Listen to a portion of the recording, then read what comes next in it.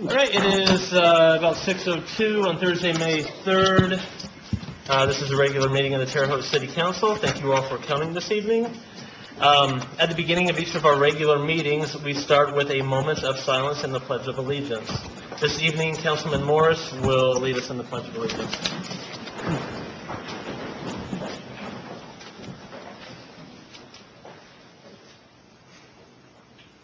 I pledge allegiance to the flag of the United States of America and to the republic for which it stands, one nation, under God, indivisible, with liberty and justice for all. Roll call, Michelle. Councilperson Aller. Present. Councilperson Azar. Councilperson Crossan. Present. Councilperson DeBon. Here. Councilperson Elliott. Here. Councilperson Garrison. Here. Councilperson Morris. Here. Councilperson Nasser. Present. Councilperson Nation. Here. 8 are present, 1 is absent. Thank you, Michelle. At this time, we give 30 minutes of time for public comments on items that are not on the agenda. So if the item is on the agenda, you'll have an opportunity to speak on that a little further along into the meeting. And agendas are we out of agendas? Oh, gone. Oh, okay, we're putting more. So if you would like to address the council, now is your opportunity. Please keep it to 3 minutes so everyone will have the opportunity to speak. Thank you. And when you come up, name and address for the record, please. Name and address. Nathan Bartlett, but I live over in West Terre Haute, Indiana. I'm here on behalf of my son, who's a 2016 graduate of IU University. Ian Bartlett, I'm sure you know, you've talked to him. He introduced at the end of the 2017 a possibility for a flag proposal for Terre Haute. So, remember? I spoke with him. And I think he sent emails out to some, and some, Mr. DeBon had a meeting with him, had a chance to have a meeting with him. I took it a step further. He still asked me, hadn't heard anything, so I took it a step further. I took that email that he took, and I put it into a pamphlet form for you guys to see. So I feel like if it's something that's sitting on your desk, that maybe we can, you guys could look at a little bit further for it. Can I just step up there and hand them out? Sure. He gives a lot of his first starting basic parts in this pamphlet are the respects of a flag and what constitutes a flag. Thank you. And then he goes into his proposal for a flag for Terre Haute. Terre Haute is 165 years old, and we don't have a flag. We have a seal of Terre Haute out there on what he calls a bed sheet flying in the wind. So,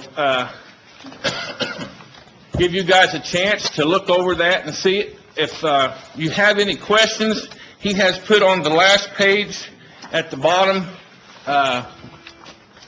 his email address and phone number and stuff like that. He is currently married and living in California, so it's kind of hard for him to make this right now. I need to give you one.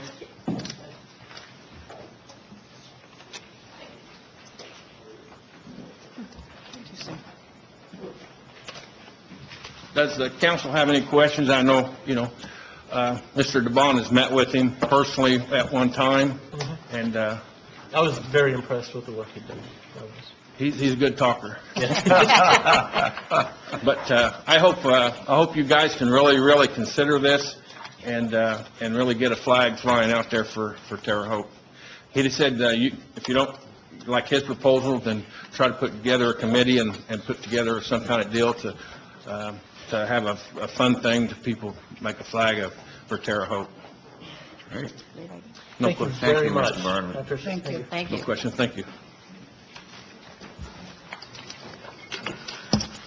James Taylor, 1721 South 26th Street. I haven't been here for a year now, April 11th, 2017. Last time you were Curtis, now you're Mr. President, and I appreciate everybody for giving me the time to speak. I'm talking about the General Orders Amendment, which we knew at the time had flaws, and today it still has flaws, meaning that Article 22, the dance permit. There's a little piece in here that says, any building or premises in the city. When you're having a dance, that's one thing. If you're renting out a facility, and that was my argument last year, if you're renting out a facility, I have no problem with getting a dance permit. I have no problem with the insurance. You guys did work with me last year. We took a $5 million insurance policy down to $1 million, which made it a lot easier to obtain because you couldn't get a $5 million. And again, the excuse was to protect the city's interest. The city has no interest once you rent a facility. That still stands. So what I'm saying is this amendment still needs to be looked over. Again, if someone is having a picnic in their yard, and on behalf, I'm also speaking for my mom, Margaret Taylor, who can't be here today, we had many picnics in her yard, many, over the years. The police, and I understand, did enforce this law past weekend. Had no problem with it being enforced. The problem is it was improper, because if there was a city ordinance that said, okay, your music is too loud, after a certain time you must turn it down. The Terre Haute Police has been doing a great job in the community, and I don't see any reason why this amendment here needs to be enforced on everything that goes on in the city. Okay, it's unnecessary. If you're having an event on your property, you are responsible for that property. If somebody gets hurt, you're responsible for it, not the city. And that's why I feel like right now we need to suspend this amendment, because there's going to be more problems that come up down in the future with this. And right now, it's not working, because next week it could be something else. This does not guarantee that a person is going to get shot or not get shot. I understand the safety of why it was put in place. I understood that a year ago. But people that are paying their taxes here in the city of Terre Haute should not be penalized for people coming from out of town having events. You know, I feel like, without any prejudice, that I feel like that if you're coming from out of town, there should be a certain amendment for you coming from out of town trying to put on an event in my beautiful city. You know, people know who I am. I pretty much know everybody sitting in front of me. Everybody knows a lot of people in Terre Haute. If we're going to enforce, I've been to several events where I've also was charged to come into that event. And I asked them, do you have a dance permit? They said no.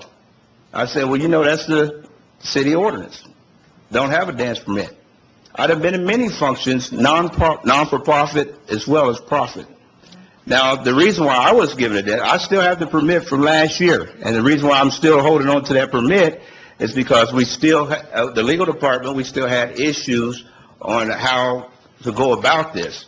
This is still new in Terre Haute. So we have to tweak it, because it's not going to work for everybody in Terre Haute. And I'm going to close. In closing, I think we have a lot of problems in Terre Haute. We need to work on education. We need to work on the meth issue around here. We got sidewalks that needs to be prepared, fixed.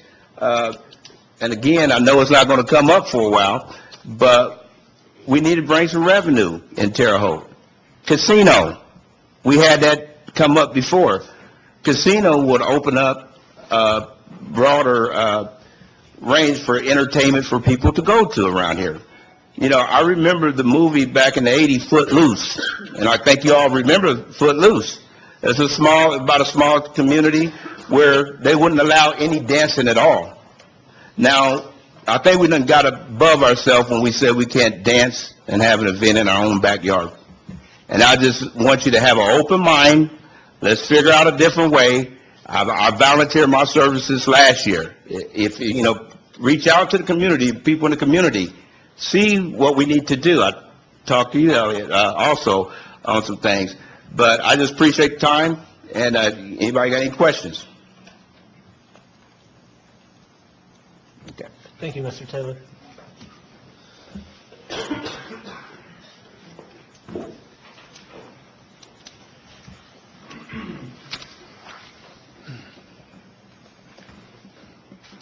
My name is Donald Hyde. I live at 1411 Poplar Street. I've been coming to these meetings for over 6 months, preparing for this very day. This is the last meeting you'll have before the first round of the public elections. I've come to the meetings because I was disappointed in 2016, the entire election, at all levels. The money spent and what was accomplished. And I believe right now, I seriously do, that our democracy as we know it is in trouble. But it's not in trouble for what all the Democrats and Republicans, and especially the media, says. That's not what the problem is. It's nowhere near that. What the problem is, people don't care. They're not participating in it, in any kind of numbers at all. And what numbers you look at are the lowest ever. Now that is why I've come here. And I've kept coming here, and I'm going to go into more detail now because you hold people to 3 or 5 minutes. Our problems are too big for that kind of time limit. So let me go this way. When I vote, I ask one thing to myself. What does that person think of the word compassion? I ask myself, what does that person think of the word teamwork? I ask myself, what does that person think of leadership? And more importantly than all the above is, what does that person think of learning? That's right, I said learning. I got news for you. Those words I just gave out, those small words, nobody is ever born with compassion. It must be learned. It must be taught. Nobody is born with leadership. And again, it must be taught. It must be learned. And I got news for you. Them and dozens of more words are not learned in school. They're not learned at a club. They're not learned anywhere. They are learned over your entire life. Entire life. That's what democracy is about. Democracy is about getting everybody together with all their experience, with all their learning, and all their skills, and trying to come up... Mr. Hyde, if you wouldn't mind. And trying to come up with solutions. And you're making my point about how the big things can't be talked in 3-minute intervals. I'll cut off now. But I've got a whole year left to add to it. Thank you. Thank you.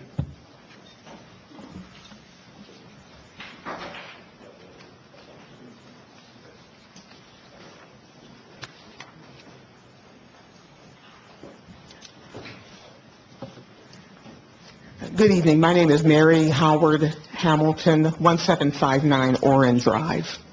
And I'm Connie Wren at 125 South 24th. We're here to also echo our sentiments about the dance ordinance. We had a block party last weekend downtown, and we were met with quite a bit of resistance from the city to have our block party put on. And what we wanted to do, and what we did, was we had a block party to celebrate the end of the academic school year for some of the students at Rose-Hulman and St. Mary of the Woods and Indiana State University. And originally the block party was also established to create a community also for high school students who, usually don't have a place to go in the evening, have some music and have some fun. Every week we encountered difficulty, insurance issues, type of music, number of security that needed to be there. We had to double or triple the security. And we didn't have any problems. Unfortunately, with all the roadblocks, we didn't have a very successful block party. We would like to reevaluate and reassess the dance ordinance, similar to the sentiments mentioned earlier. We would be more than happy. For me, it's put up or shut up. I'll be more than happy to be a participant, to go over it and share some ideas. I think that this can be successful if we find a way to mediate all of the roadblocks along the way. And we have good citizens. We have good citizens in Terre Haute. And we have good people here who want to have successful functions. One of the things I was also thinking about, since we're getting close to the time where we're getting ready to have graduation, are we going to apply this particular regulation to folks who have graduation parties in their yard? And that's your head shaking. No, it's not going to happen. That's a good thing. I hope we don't have this spin out of control. And I think it's really important that we look at it as a case-by-case basis. Sure. So I am the organizer of the Blues Fest, and I also help many people in the community to organize other events, like I did last weekend. So my concern is I would just really like to have something that when I either approach the Blues Fest or I'm helping someone else with an event, I know the regulations, that it's clear, concise, there's no question of, because the way, when I was working with city police, it was like, well, it's kind of to our discretion. Well, I mean, I appreciate that, we have to have this ordinance, but I need it listed. I need to be able to have something on my table, at my desk, that says, this is what you need, based on maybe how many people you have attending, or, I don't know, if it's non-for-profit, which this was non-for-profit that we had last weekend. I mean, the sorority was non-for-profit, all the proceeds were going back into the sorority. So, and for the Blues Fest, do I need a dance ordinance for it? I don't know. I mean, the statement is, if people are gathering with the intention of dance, well, yeah, I mean, I want people to dance at the Blues Fest. So that's all I ask, is that we have something that's easy to follow, everyone understands it, there's no questions, and you can't get hit halfway through your event that you didn't follow the rules. I'm all about following the rules. I just need to know what they are. So that's it. Thank you both very much. Well, hello. My name is Tommy Williams. I stay at 2420 Liberty Avenue. I had a birthday party April 21st, and the music wasn't up loud or anything. It was a hog roast. I wasn't charging at this birthday party. It was free, and I have a big family. I don't know about everybody else, but I have a big family. And, of course, my wife, she has a big family also. So mainly, it was just family. It wasn't like it was open to the public at Terre Haute, because it wasn't. But anyway, we having a good time, and I know everybody like having a good time with family. But we had a good time at my birthday. Here come Terre Haute police. Instead of them saying, could you please turn your music down? The music actually wasn't up loud. It wasn't loud at all. But it was just the premise how they came to us. They talked to us reckless. People yelling at the police yelling at the people. And I want to address, parties do not kill people. People kills people. I never known of a party killing people. I know of people killing people. But as I was wanting to address to y'all, if you ain't got nowhere for these college students to go and dance, y'all gonna have a lot of people in jail. And the prisons are gonna be full with people. All because y'all didn't have nowhere for them to go. So y'all need to work out some kind of deal and decide what these college students gonna do. But my party doesn't have nothing to do with the college students. My party had people 50 and 60 and 70 years old at my party. We know how to act.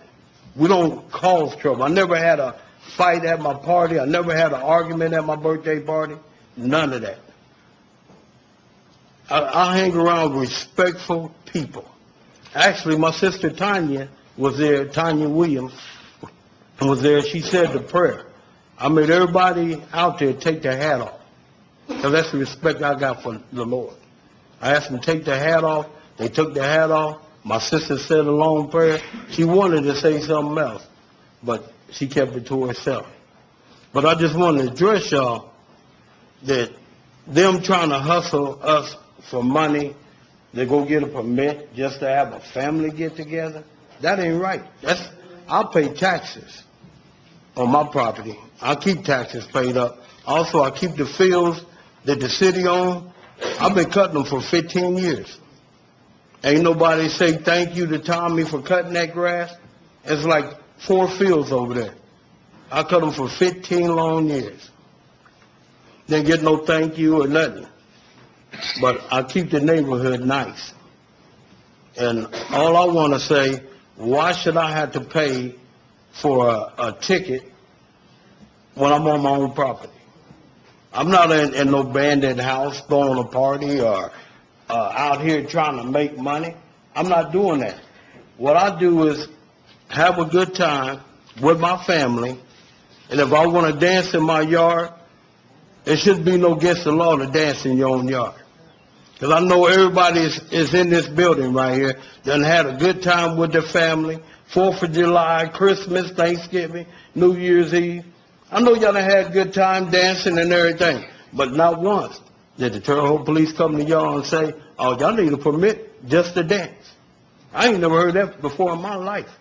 It made me feel like I'm still under slavery, because they ain't trying to let me do what I want to do by having a good time. We ain't bothering nobody. We ain't out there breaking in somebody's car or breaking in somebody's house. We out here to have a good time. So I hope y'all change things where we should be able to have a good time in our own backyard. As long as we ain't disturbing the peace, it shouldn't even matter. Thank you. Mr. President, Yes. could I just make a quick statement? Councilman Nation, yes. Tommy, I think that I should speak just for myself, but I think that I can speak for the whole council when I say that when we passed this ordinance, it was not our intention to make people who are having private parties or people on their own property where money is not being collected, it was not our intention to make you pay and go get a dance permit. To me, this sounds like a training issue in the police department, and I agree that we obviously need to tweak this ordinance to make it clearer. That said, I'd also like to thank you for mowing the lawn, the city lots near your house,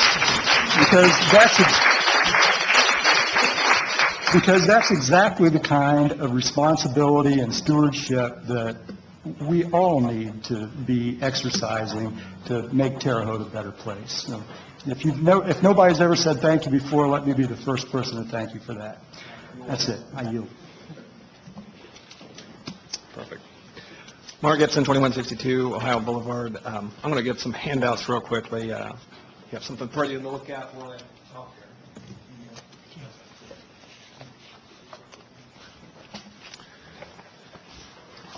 Cutting my comments a little bit short here, trying to, anyway. My name is Mark Gibson, president of Envisionary Media, and for the purposes tonight, executive director of the Haute Initiative, a grassroots nonprofit organization dedicated to celebrating, promoting, and growing the greater Terre Haute, Vigo County area.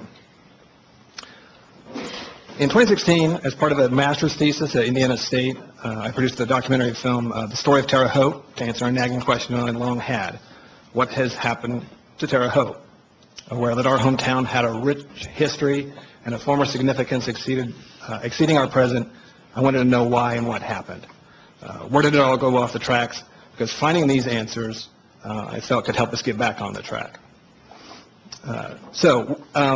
What would it take to improve our city's reputation, to turn it around, to keep it thriving, flourishing, and growing? I know these are all questions that you all ask yourselves on a regular basis, and I'm sure you've come to the same conclusions that I have. We can expand our tax base by bringing in new business and industry, good paying jobs, keep contributing citizens here, quality education, low crime rates, opportunities, so on. But beyond the obvious, we haven't offered an effective counter to the negative news that every community has. And we've allowed the negative to be all the people outside of Eagle County hear about Terre Haute. As you know, there's much good that goes on in Terre Haute every day. Great people, great resources, great organizations. Again, you and I know that. Not everyone does.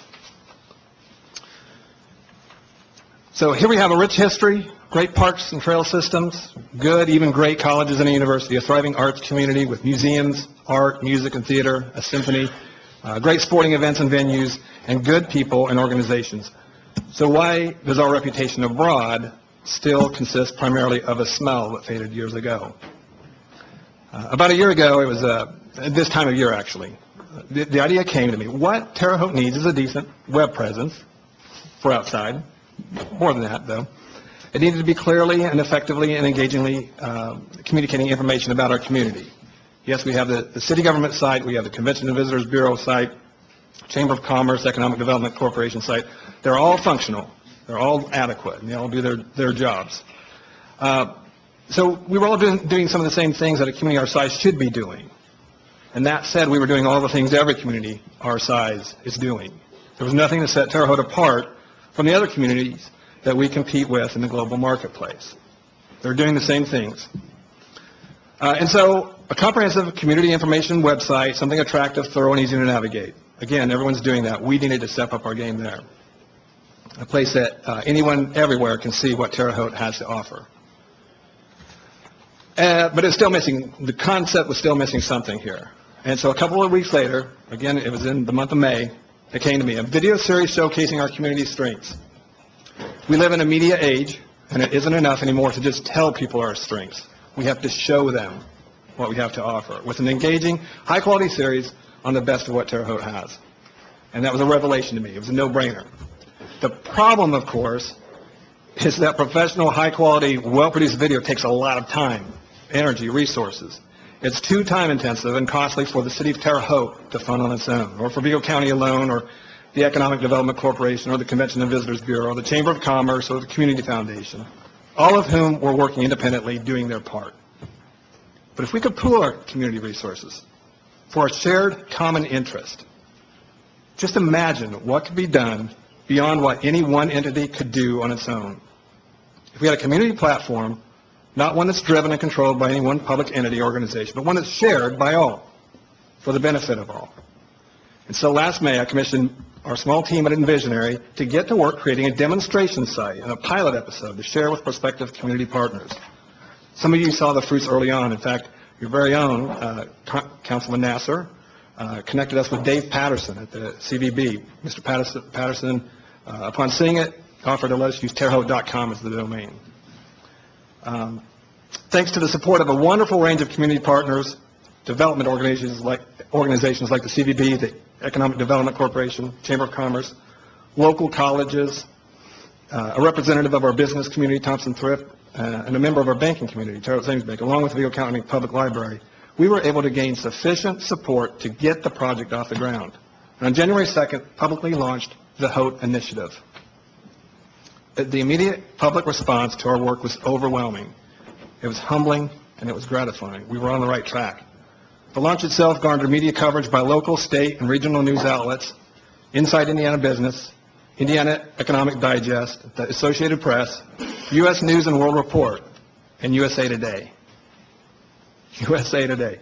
Why would national news outlets like U.S. News and World Report and USA Today report on a community project in Terre Haute, Indiana?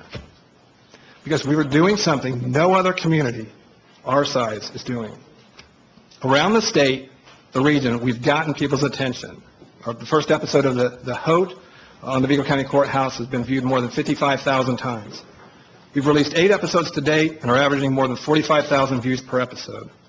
The website has more than 10,000 visitors, with about 10% of that coming from the city of Terre Haute's site. I'm going to skip through to the end here, but I just want you to know that the Haute Initiative exists to serve the greater Terre Haute Eagle County community. We built a platform to share with the community as a valuable growth and recruitment tool. Local colleges are using it as a way to recruit top faculty, and students. The hospitals are using it to help attract medical personnel. Local business, industry, and organizations can use it to help attract qualified executives, staff, and applicants. And the city itself can find a multitude of uses for it. But we need your help in order to continue. Operating expenses include a web manager, a video producer, website operating expenses, hosting, security, software, service subscriptions, production expenses like script writing, host, production music, graphics, editing, equipment maintenance, advertising. It costs us money. And so I ask for the city's help and support in this. This was not something that was asked of us. We took the initiative to do this. If it's something that you feel is worthwhile, we would readily welcome you to come alongside us and help us to continue this business. Are there any questions? I have seen your videos that are very well done. I love the enthusiasm, and I think this is a good project. With that, we will look at the possibility of more support from the city. I appreciate it. Thank you. But I also want to get back, and thank you, and I don't mean to shush you off, Sure. but I like getting back to the dance ordinance. Sure. It's a lot more fun, right? But, and Connie Wren, thank you. Okay, thank you. Thanks. You had mentioned discretion. That was the word. When we started this ordinance a year ago, Connie, that we anticipated a lot of questions with this, and I know the police department chief and Denzel will speak on that behalf, but we knew discretion was going to have to be used for certain situations, so we anticipated this. Now, in anticipation, I don't know if you're ready to have chief speak or It will be after. our attorney. Yeah, okay, but that, we anticipated that, and for them to use, that was a perfect lead-in, because there is a lot of discretion that's going to have to be used, and I don't know if you can pinpoint the rules and regs to everything. That worries me about that. So, anyway, with that, thank you for your comments. I yield. Hi, my name's Brian Bennett, resident of Terre Haute. You all may not realize this, but there's interest in these meetings that are filmed outside of the city, and I mention as evidence of this Dr. Ken Ray, who's doing our independent evaluation of the criminal justice system here in Vigo County. He told me the last time in town that he watches these meetings religiously. So, Ken, I'll talk to you next time you're in town, I hope. But that's not the only comment I want to make. So I've spoken to you before, and when I do, I refer to the public forum that we had in Clabber Girl at last January, which half of the council attended. And at that meeting, you were quite outspoken about the lack of communication, collaboration between the council and the mayor. You know, so since then, when I've addressed you, I've asked if the mayor was here during the meeting. So I'll ask that again tonight. Is the mayor here? Okay. So I'm keeping a running tally. He's not, of course, obligated to attend these meetings, but he has attended one of them in which the budget was discussed. So I praise him for that. However, he has not attended 3 of the meetings. So we got 3 against and 1 in his favor. So if he, it just seems to me that if, even though he doesn't have to attend these meetings, that if he is serious in greater communication, greater collaboration between his office and the council, then it might be advisable for him to attend these meetings. Thank you, Brian.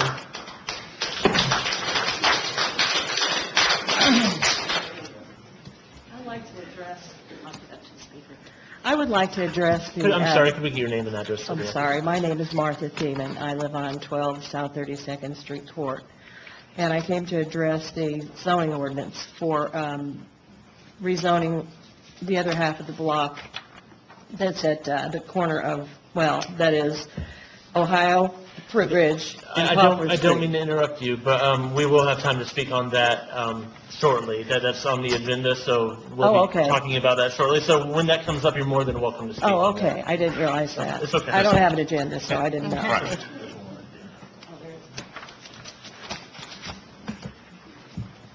Is there anybody else who would like to speak in public comments?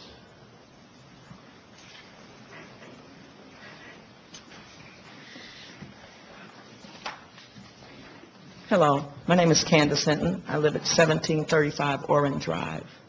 And I want to talk a little bit about the dance permit and the undue stress that permit, and I heard you say there's discretion used. I think there's a lot of stress put on individuals, organizations who are interested in sharing and participating and having a good time. This feels like an ordinance that is very dated. And I understand it's for security. I saw a news clip that said it's impacting our community in a way that's positive. I would disagree, because I think there are responsible people in the community who are interested in doing some phenomenal things with the youth, the young people, the institution, with Indiana State University and with other young folks in the community. And dancing is something that young people like to do. Even as private citizens, I think it's an undue imposition for private citizens to have to get a dance permit to have a dance at their home, a party at their home. It feels like a very oppressive kind of ordinance that I'm not sure has been completely thought through, and how it impacts individual families, how it impacts organizations, how it impacts the youth of our community, and what we are endeavoring to do in this community in terms of building culture, cultural activities, where young people, and even adults, even professionals, can enjoy Terre Haute a little bit more. If you understand, I don't know how many of you really understand culture outside of the dominant community, but when you think about what's happening in this community, that there is very little in this community for people who are not part of the dominant community to enjoy in terms of culture, in terms of life outside of work environments. There are times when we want to enjoy our professional colleagues in an outside venue with some music. I understand noise ordinances, and that's an imposition on neighbors if somebody is too loud. But the fact that, and you heard my colleagues earlier, Connie Wren and Mary Howard Hamilton, talk about how we had this high level of security that was imposed, and how we could only play certain kinds of music so as to keep the crowd down. And so we had an opportunity where we wanted to do something for young people at the end of the year, and it failed, mostly because of this overpresence of armed police and this notion that we had to have a certain kind of music played to keep the folks calm. And so we hope that there will be a revisitation of that ordinance at some point, and that input can be made by folks from the community with regard to that ordinance. Thank you. Thank you. Ask a question. Councilman Morris. You were told on what kind of music you could play? Yes, we were told that there's certain kind of music, like It was suggested that, and not by anyone here right now, but it was suggested that there was certain type of music that made people nervous. Oh, that's ridiculous. Yeah. I'm just making it. What? And you mean by not anybody here? What do you? No one here, no one in this room right now told me that. I'm telling you. Oh, okay. I'm sorry. I misinterpreted. That's ridiculous in my opinion. You're right. It's not specified in the ordinance, but as Okay. we were putting together this event, And it was suggested that? yes, all kinds of hurdles. We had to jump through all kinds of hoops and obstacle courses to make the thing happen. Okay. Can I add what she was saying? Come up to the mic, please. Yeah. Just a second. There is a difference of what style of music that you play as far as the event liability insurance. It's in the ordinance? Absolutely. And anyone could go online, you could go, it's not in the ordinance, no. But in order to have insurance to an event, you have different prices for different styles of music. That is a fact. The I've done my insurance research. companies have that. Excuse me? The insurance companies have that? The insurance company has different ratings for the type of music you listen to. Heavy metal is one of the most expensive insurance that you can buy, and then it goes down the chain. And that is a I didn't know fact. that. That's just unbelievable. Anybody else from the council? I yield. I'm sorry. Hi, my name is Jackie Hagan. I live at 1325 South 9th Street, and I like to have parties in my backyard with my family and friends. And I feel like the dance ordinance is telling me that as a taxpayer, I have to have a permit. I've asked the council to revise the permit because, we got summertime coming up, and I don't want to have police called out on me because I don't have a permit just because I'm having a little get-together in my backyard. Sometimes we have 15 to 20 people. We're all adults. They all got kids. So, yeah, kids makes a lot of noise. But as far as the adults, we all handle ourselves professionally without any violence or anything. So I would just ask the council to relook over this proposal and restate it for us so that we understand more of what's going on. Thank you. Thank you, Jackie. All right, I'm going to take one more, and then we've got to move on. Good evening. Good evening. My name is Pastor Dwayne Malone. I live at 2397th Avenue. I would ask if this body could maybe draft or get a volunteer of a subcommittee to work with individuals that are willing to revisit this dance ordinance so that we could come out with everybody's input for a better outcome for everyone. Thank you. Thank you. All right, with that, we will move on. Michelle, corrections of the journal? There are none. Communication from the mayor? I received none. Okay. And reports from city officials? Chief Plassey, I believe you are wanting to speak. Good evening, John Plassey, Chief Terra Police Department, President of the Bond, members of council. Also, Sergeant Denzel Lewis is here with me, and I'll defer to him on some, specifics of how we've been enforcing this ordinance. Let me say, first of all, just to everybody here, I'm not against families having a good time, you having a barbecue, you having a birthday party, none of that. And I think no one on our department is against that. So just let me be clear, and if we need to work on this ordinance to make sure that's not a misconception, then maybe we should do that. But I think before we talk about the ordinance, we need to be clear about the ordinance, and I wanted to kind of clear up some things on that. But I want to do a brief history of why this ordinance is in effect in Terre Haute. We had a large party on South 13th and a half years ago. Shots were fired. A 17-year-old high school student in Indianapolis was killed. We had a large party at the Maple Avenue Armory 2 years ago, where not quite 100 shots were fired by several people, and that just by the grace of God, no one was shot or killed that night.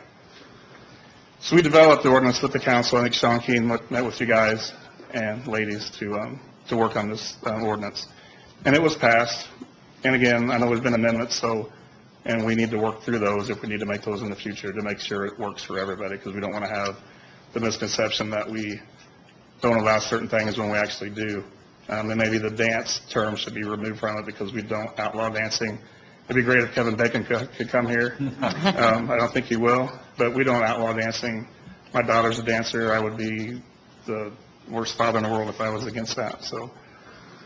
But in the fall of 2017, we had 5 shootings when school started back, and 3 people were shot. So we teamed up with the ISU police, and we had patrols, and most of our patrols, we received calls from our community on loud parties. And the theme with all those were they were charging admission, They were open to the public. They didn't care about who was there. They didn't care about the safety of the people there. All they cared about was making the money. A lot of these houses didn't have any furniture in them. They were just renting them solely for the purpose of having these underground or bootleg nightclubs, and that was a problem. But if I can go back, though, when we met with you to do the ordinance, we modeled ours right after Indianapolis's ordinance. They have the same, pretty much same exact ordinance. And they were kind of surprised we hadn't done it, and they said, we've seen people leave here to go to Terre Haute to have these parties.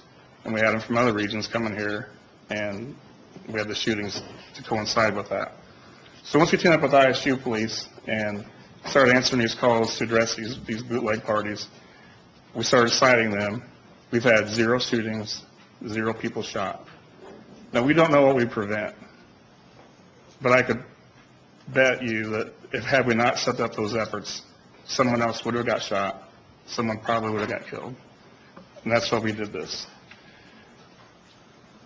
Indiana University has 2 officers that patrol regularly to see the same kind of events and shut those down before they get out of hand. I know someone commented to the media last night that, we should just let everybody have parties, and when they get out of hand, we should shut them down. Well, I can't afford to wait till somebody gets shot, till there's a big melee in the street to do something. We have to be proactive. We have to protect our community.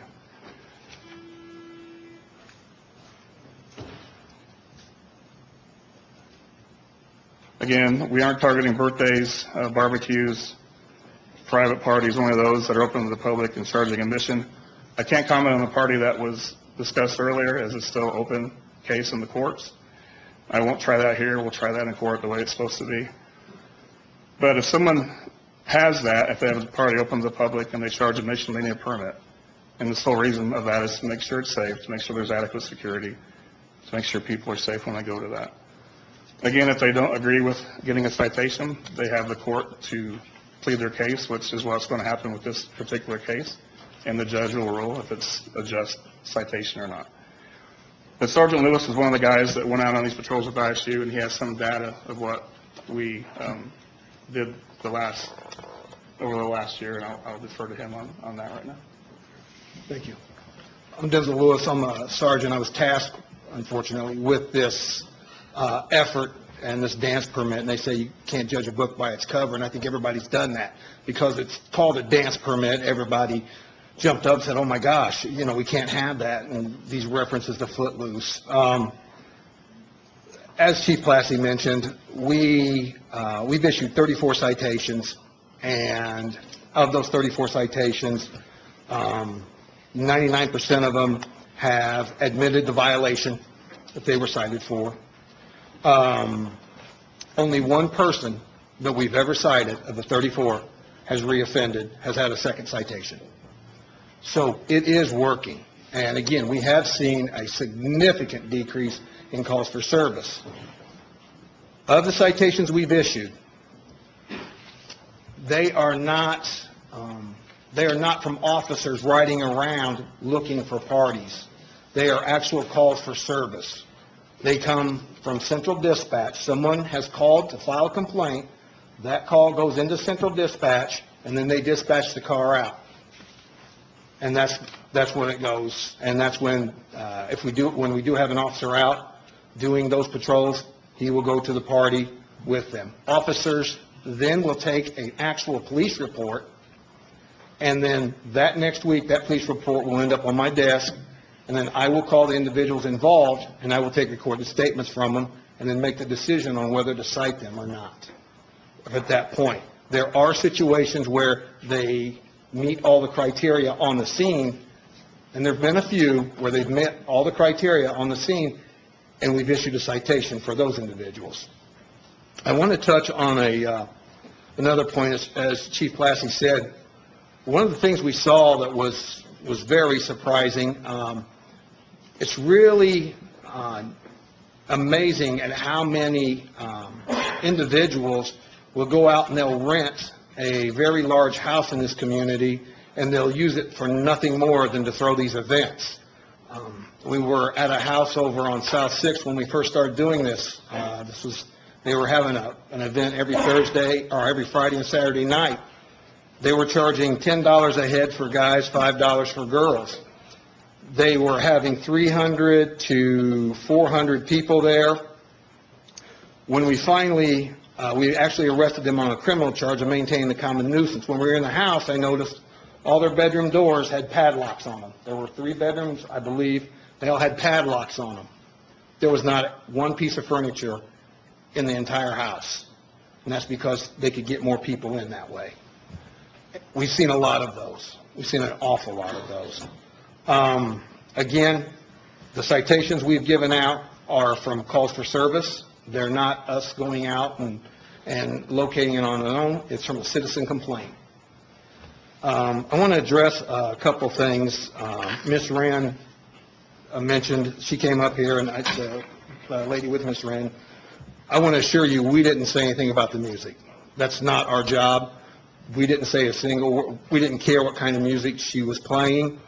And then there was also a statement made that we made them double the security, and that's not accurate. When we got the first, and I believe I even have their first permit application, they said they were going to have 30 volunteer security guys for 600 people. Myself and Chief Keene, what happens is that permit comes to me. The only thing we're worried about is the security. It's the only thing that we look at. Myself and Chief Keene reviewed it. Initially, we denied it because they were going to have 30 volunteers there as security. So we denied it. They came back. We met with Ms. Rand and her security guy. We explained to him that we'd like for his security to be self-sustaining, that if he had any issues at a 600-person block party, that the security be able to handle it and not draw from the 8 or 10 officers out on the street, so that we didn't tie all them up. So, in actuality, it went from 30 volunteers to 12 officers that we asked for. So, and just in addressing that, and to clear that up, one of the other things is, it was mentioned by the gentleman here, he talked about it, whether it's on the premises or not. We've never, to my knowledge, we've never had a shooting inside a house. What happens is, they get into arguments inside the house, and it spills outside into the area, and then they linger, everyone lingers outside, and that's when we get the shootings. So, just kind of address how that operates. We haven't had one inside the house yet, but it flows out, and once everyone gets outside, then that's when the beef starts, that's when the problems start, and that's when we end up with the shootings. Absolutely. First of all, you're looking at a different age group. Mr. Taylor, would you mind going to the microphone? Thank you. Sure. What I want to ask you is basically the age group that you are targeting, the location you are targeting, because the different events that I've had in the past, they were 50 and up, mature crowd. I'm sure you know some of the folks that I work with. So that's what I'm saying. It's the individual and, the age group. Don made a good point. How do you put an amendment together, and then how do we attack different folks? It could be someone in their 20s wanting to have a college party. It could be someone 50 having a, anniversary. It's just that, and I understand where you're coming from, but it's just so, right now it's unfair. You can't say, because I broke up this house of 300 people, there's no way in the world I'm going to have 300 people in a home anyway. But you can't really pinpoint the problem. And you can't pinpoint it by saying that and I understand parties do overflow outside and people have shootings and different things, but it doesn't guarantee 100% that you're going to have a shooting because of demographics is basically what I'm looking at now. What I'm saying to you is that most of these cases that you have, I'm sure they are under 30 years old. Can I just Okay. So, Yes, please, Sergeant Lewis. So, first of all, we don't target anybody. There is no targeting. Again, these are all calls for service. So that means a neighbor called in and complained that there was a disturbance of some type. So there's no targeting. As far as the location goes, same way. It's a call for service. We show up there because we were called there, and we address it My then. question mainly was the demographic as far as the age grouping. Statistically, I don't, You can't, that's no, the thing, you no, can't. that's... Mr. Taylor, maybe Sergeant Lewis would be willing to talk to you about this a little further. Absolutely, afterwards. Okay, Yeah, thank you. afterwards, I'm perfectly fine with that. But the one thing we're learning, there is a market in this community for these events to take place, and because of the demand, we've seen an increase in those individuals willing to violate the law in order to generate revenue. And, there are literally thousands of communities across the U.S. that have a dance ordinance, have an ordinance of some type of this. So, I don't disagree. If there's a problem, we need to fix it, but that's for you gentlemen. But I wanted to make sure that you guys knew how we were implementing this. And again, just to cover it, the report's filed, the report's investigated. As far as the dance permits go, those dance permits are sent over to us by City Legal. Myself, I look at it, I make phone calls to the individuals whose names are on the dance permit. I talk to them, interview them somewhat, and then I send it to Chief Keene, and he gives me a yes or no on that, or says, hey, I'd like to see this, or I'd like to see that. So that's kind of how we're working at this point. Thank you. Thank you. Councilman Nasser. Chief, could you, I know Mr. Lewis responded to how the citations work, but do we have training, like, do officers go there and know what to look for with regards to the dance permit? Well, that's why they're not issued, as Sergeant Lewis said. They'll write a report, and get forwarded to Sergeant Lewis, and he's the one that deals with those solely. Okay. So they just put the basic information down as what they observed at the... What they observed, okay. And then with regards to the application process, looks like people feel like it's kind of vague. What process do you use? I know you talked about the volunteers having to have a certain amount of police officers per amount of people there. Do you guys have any stipulations on that? That's kind of just based on the crowd and what we've had experience with and how many officers can effectively and safely watch that crowd and keep it safe. So you don't have any criteria on that? Like, okay, if there's 200 people there, you need to have 4 officers? There's kind of a formula, and Sean and Denzel look at all that and kind of figure out what they want to do with that. Okay. That's what I'm talking about discretion.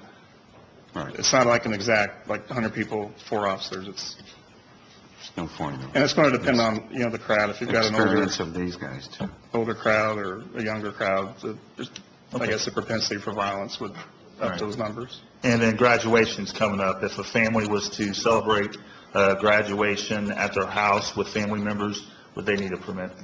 I don't think they're charging admission, and I don't think it's open to the public, so they would not. If someone was to have a sweet 16th birthday party in their backyard and was playing music, would they need a permit for that? Unless they're charging admission and it's open to the public, they would not. 4th of July is coming up, and people were to celebrate the independence of our country, would they need a permit?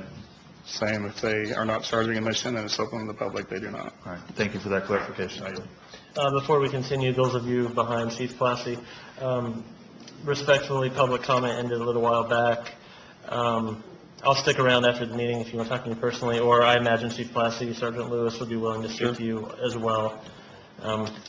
I apologize. If I could just... I'd like to speak as a city official for just 1 second, if that's okay, if that's this time. After Chief Classy is finished. If I could just make one final comment. I applaud you all for coming tonight because this concerns you. This is our community. And the only way to make change is to work together to do that. So by your bringing your voices tonight, if there's something wrong, we'll fix it. We'll work together. We're not about doing anything that's wrong in our community. So please have patience with us. Trust us to do the right thing. And I appreciate you all coming here tonight. Thank you. Can I say this real quick before I leave? What about the club? I apologize, I do, but public comment's over, and we have a lot ahead of us still, too. Again, though, I'll stick around, I'll come back to the next. That's fine, that's fine. You're more than welcome to, I appreciate that, thank you very much.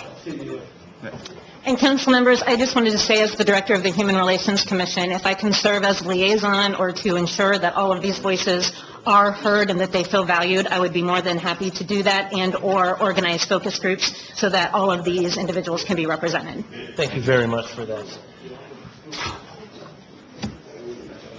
Is the chief, you still there? Okay, Councilwoman Crossen.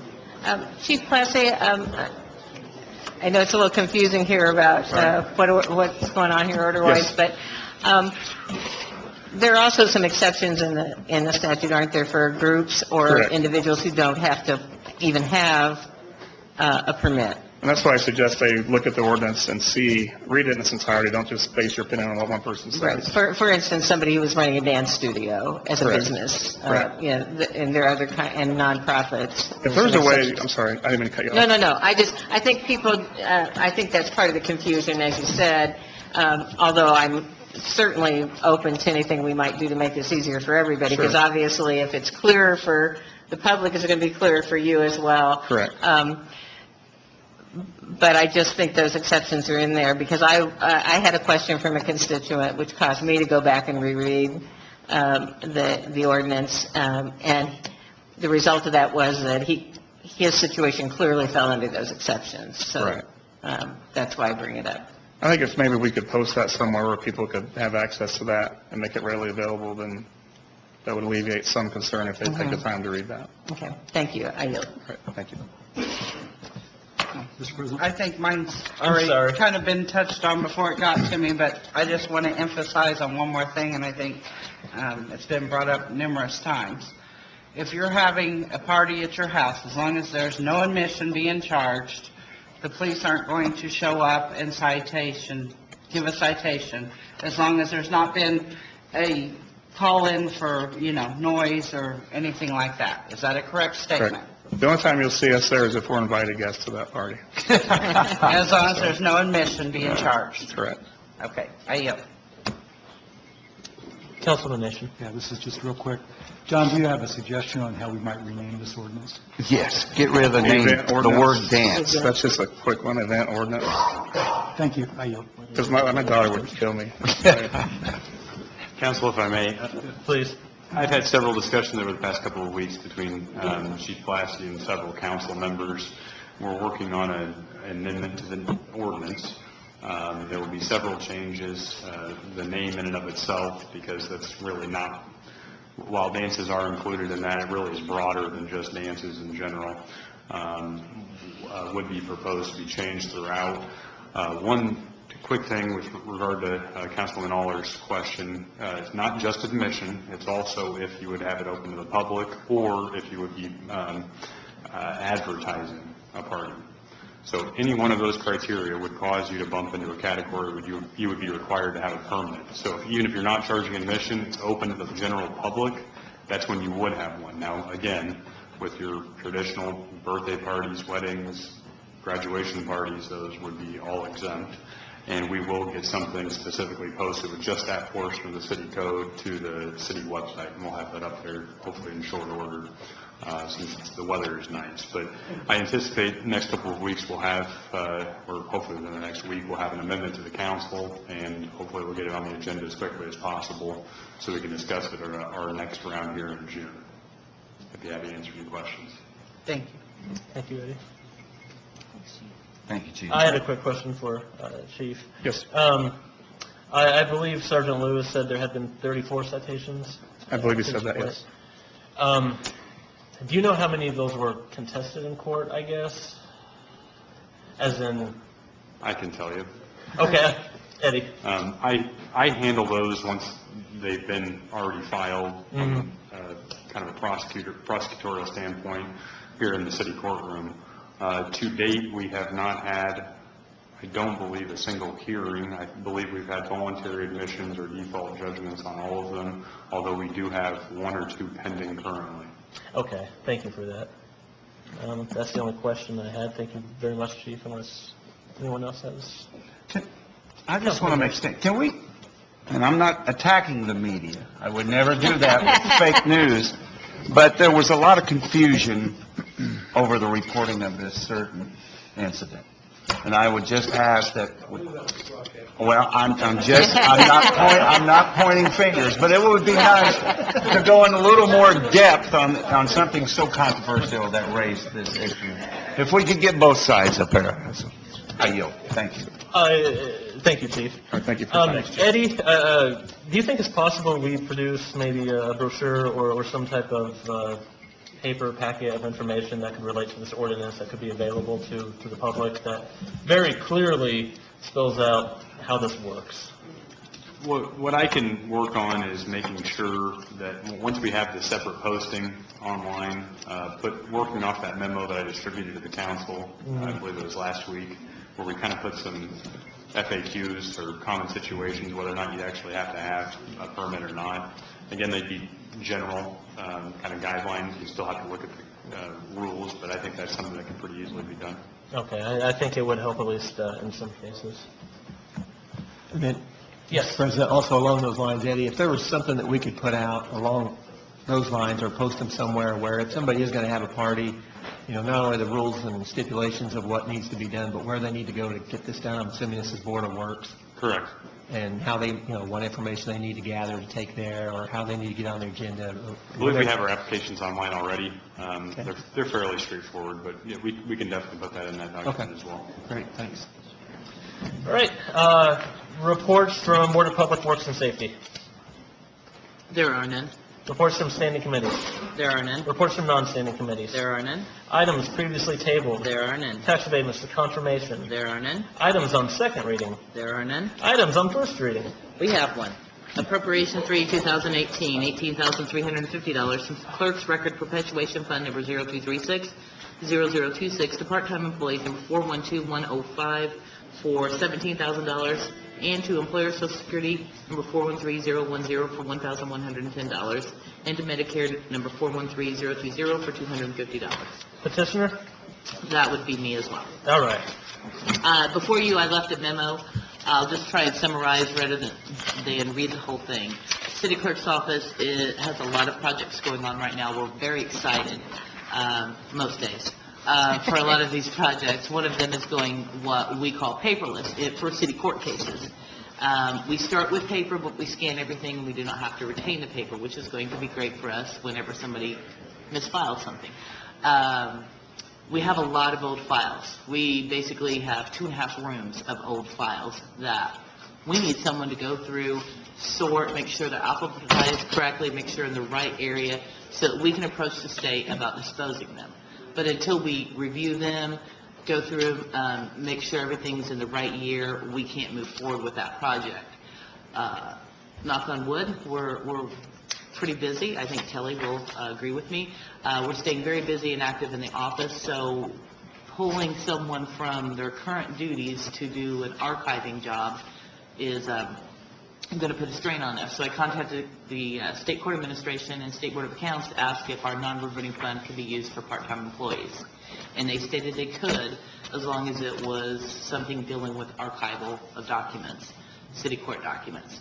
So I'm asking the council to consider letting us have part-time positions in our non-reverting fund. This will not be general fund money. This will never be paid from general fund money. This is a fee collected by the city clerk's office on court cases. And we're anticipating spending about 60% of the fees we collect each year on this. We currently have a nice balance build up, and we want to keep that balance in the fund. So we would just be spending approximately 60% of the funds we collect each year on these part-time employees. They will have no benefits. They will have no health insurance, no dental, no vision, no holiday pay or anything. And the pay range would be based on their experience. There's some confidentiality in this, so we do want to be selective on who we have do this because they would be reviewing court files. Be happy to answer any questions. Thank you. Does anybody from the public have a question on Appropriation 3, 2018? Council. Mr. President. Councilman Nasser. I just have a quick comment. Michelle, this is your first thing you brought before us for being city clerk, correct? Yes, it is, and I wish it had been longer, but thank you. Congratulations. I yield. Councilman Nation. Mr. President, if there are no further questions, I'd like to move that we vote to vote on it tonight. Second. Okay, it has been moved by Councilman Nation and seconded by Councilman Crossan that we vote on Appropriation 3, 2018 tonight. All those in favor, say aye. Aye. Opposed? Okay. Mr. President, Councilman Nation. I'd like to move that we vote on this for approving appropriation number 3, 2018. Second. Okay, it has been moved by Councilman Nation, seconded by Councilman Crossan, that we approve Appropriation 3, 2018. All of those in favor say aye. Aye. Opposed? That passes. Next item, please. Appropriation for 2018, $180,728.13 from edit number 04040096 to demo of unsafe buildings number 432018. Petitioner. Good evening, Council. Steve Witt, Department of Redevelopment. These are edit funds that were used as part of our blight elimination program where we demolished 62 unsafe structures, and we were reimbursed by the state of Indiana for those dollars. And we'd like these monies put back into our edit fund account so we can use it again for further demolitions and so forth, much like I'm normally here for. Thank you, Steve. Is there anyone from the public who would like to speak on Appropriation 4, 2018? Name and address for the record, please. Name's Donald Hyde, 1411 Poplar Street. I've got some questions, and again, I'm not for or against it, but I'm uninformed, as the public at large is probably uninformed. I'd like to ask a few basic questions. What are the determinations that we make or the city now uses to decide what a blight property is? Now, is a blight property what I consider a blight property? Something that literally looks like if you walked up to it and pushed on it, it would fall down. That's blight. That's dangerous. Or are we getting a little more imaginative and the property is, let's say, elderly owned?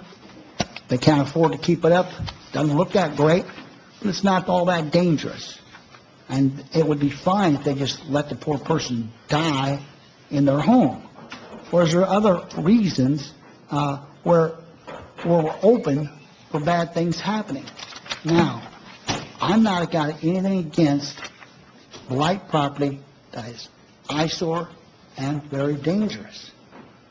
I have a problem, and I'm sorry, but I've lived here long enough to have this problem, and I don't think I'm alone, where it is misused, and you have the ability to tear down property that somebody wants. They then tear it down, they come along, and then they buy it cheap, and they put something else up there. The person that owned that property is out of luck, and they're either homeless or whatever. I want to hear this person and this council tell me that's not happening. Thank you. Steve, would you like to respond to that? I'll do the best I can. One thing I'd invite you to visit with our administrator of this program, Dean Branson. Dean can talk to you chapter and verse about the unsafe building ordinance, but I can tell you that it's been my experience with this program, the demand for dollars to take care of unsafe structures far exceeds our ability to fund such work, and therefore we end up doing the worst of the worst. And if there's any way to board up a structure in hopes of saving it, we would love to do that, particularly with historic structures. Todd and I, we've talked about that a lot over the years. I would invite you to talk with Dean, but I can assure you that the structures that we are taking down in cooperation with the city building inspection department and so on are uninhabitable. Oftentimes they're drug dens and things like that, and we're working to try to make the neighborhood and the community a safer place to be. Thank you, Steve. Mr. President? Chief Fisher, were you wanting to jump in on that? Jeff Fisher, Fire Chief. I just want to add a little bit. A lot of these addresses and buildings are given to us from Dean, and we train in these houses. These houses we go in are in bad shape. Floors are falling in, walls are caving in. And so these houses are in pretty bad shape, and that's why they need to come down. So I applaud what's going on here, and there's a lot of property in the city that needs to come down. I just wanted to add that a little bit. Thank you. Is there anybody else in the public who would like to speak on appropriation for 2018? Councilman Nation. Mr. President. Thanks, Chief Fisher, for your comments on that. I thought you were going to talk about the fact that many of the houses that Steve's department deals with bringing down have been victims of fire, too. Yeah, and that's the worst of the worst thing. What Steve said is very important, and you may not have caught it. The demand far outstrips the supply of money to take down the worst of the worst, or the broken houses, and we really only get to, it's getting to be a bigger fraction, but it's less than half of what should be arguably taken down. Now, this is a problem throughout the city. It's not just in the heart of the city. It's spreading to the whole community. The 2008 financial crash really had, the mortgage situation really did us a disservice in Terre Haute, because in the wake of that, a lot of marginal properties were sold to outside investors. And you've got banks, and I've spoken to Dean Branson about this many times, and also Steve and others. And the gist of it is that a lot of the worst houses in the city are no longer owned by people who have ever even seen them. They're owned by out-of-state, they're tied up in out-of-state banks, and there's a profit motive that will never be realized, but the banks are still figuring that out in most cases. So that's all I really wanted to say, is that although I'm especially concerned about us cavalierly tearing down houses that are still okay, I've expressed that concern many times to Dean and others in city government, and at this point, I'm pretty convinced that, mostly because of finances, we're not doing any more than the absolute bare minimum. And with that, if there are no further questions or comments, I'd like to move that we vote on appropriation number 4, 2018. Second. Councilwoman. Only just a point of information. I just want to make sure the public also understands that this is to transfer money that's already been spent on houses taken down. This isn't a future appropriation. This is to get the money that the federal government is now reimbursing us for houses that have already come down. And give it back to Steve so they can tear down more. Great. Yeah. Great. Thank you. It has been moved by Councilman Nation and seconded by Councilwoman Aller that we vote on approving appropriation for 2018. All those in favor say aye. Aye. Opposed? Okay, that passes. Thank you, Council. Council. It's our new procedures. Yeah. Oh, I'm sorry. Gosh darn it. I'm living in the past. It's okay. Councilman Nation. Since we voted to vote on appropriation number 4, 2018, now I'd like to vote on appropriation number 4. I'd like to move that we vote on appropriation number 4, 2018. Second. It's been moved by Councilman Nation, seconded by Councilwoman Aller, that we approve appropriation for 2018. All those in favor say aye. Aye. Opposed? It passes. Thank you. Thank you, Steve. Next item, please. Special Ordinance 3, 2018, vacating a portion of an east-west public alley located north of 3214 North 14th Street and south of 1361 Fort Harrison Road in Terre Haute, Vigo County, Indiana. No problems were noted. Petitioner. Good evening, Mr. President, fellow members of council. My name is Richard Shagley. I'm with the law firm Wright, Shagley & Lowry, and tonight I'm here on behalf of the petitioner, Romagun Enterprises. They own this, the property that is on both sides of this alley. This is located, and this is a part of another piece. I'll be here in a few minutes as far as the rezoning. They're wishing to vacate this alley that's currently not being used. I drove this property 2 nights ago, and there isn't any indication that there's even a walking path in this alley. We have notified the neighbors. We've not heard any complaints with regard to this or a variance that we have filed with this. So I'd be happy to answer any questions you may have. Is there anybody from the public who would like to speak on Special Ordinance 3, 2018? Council.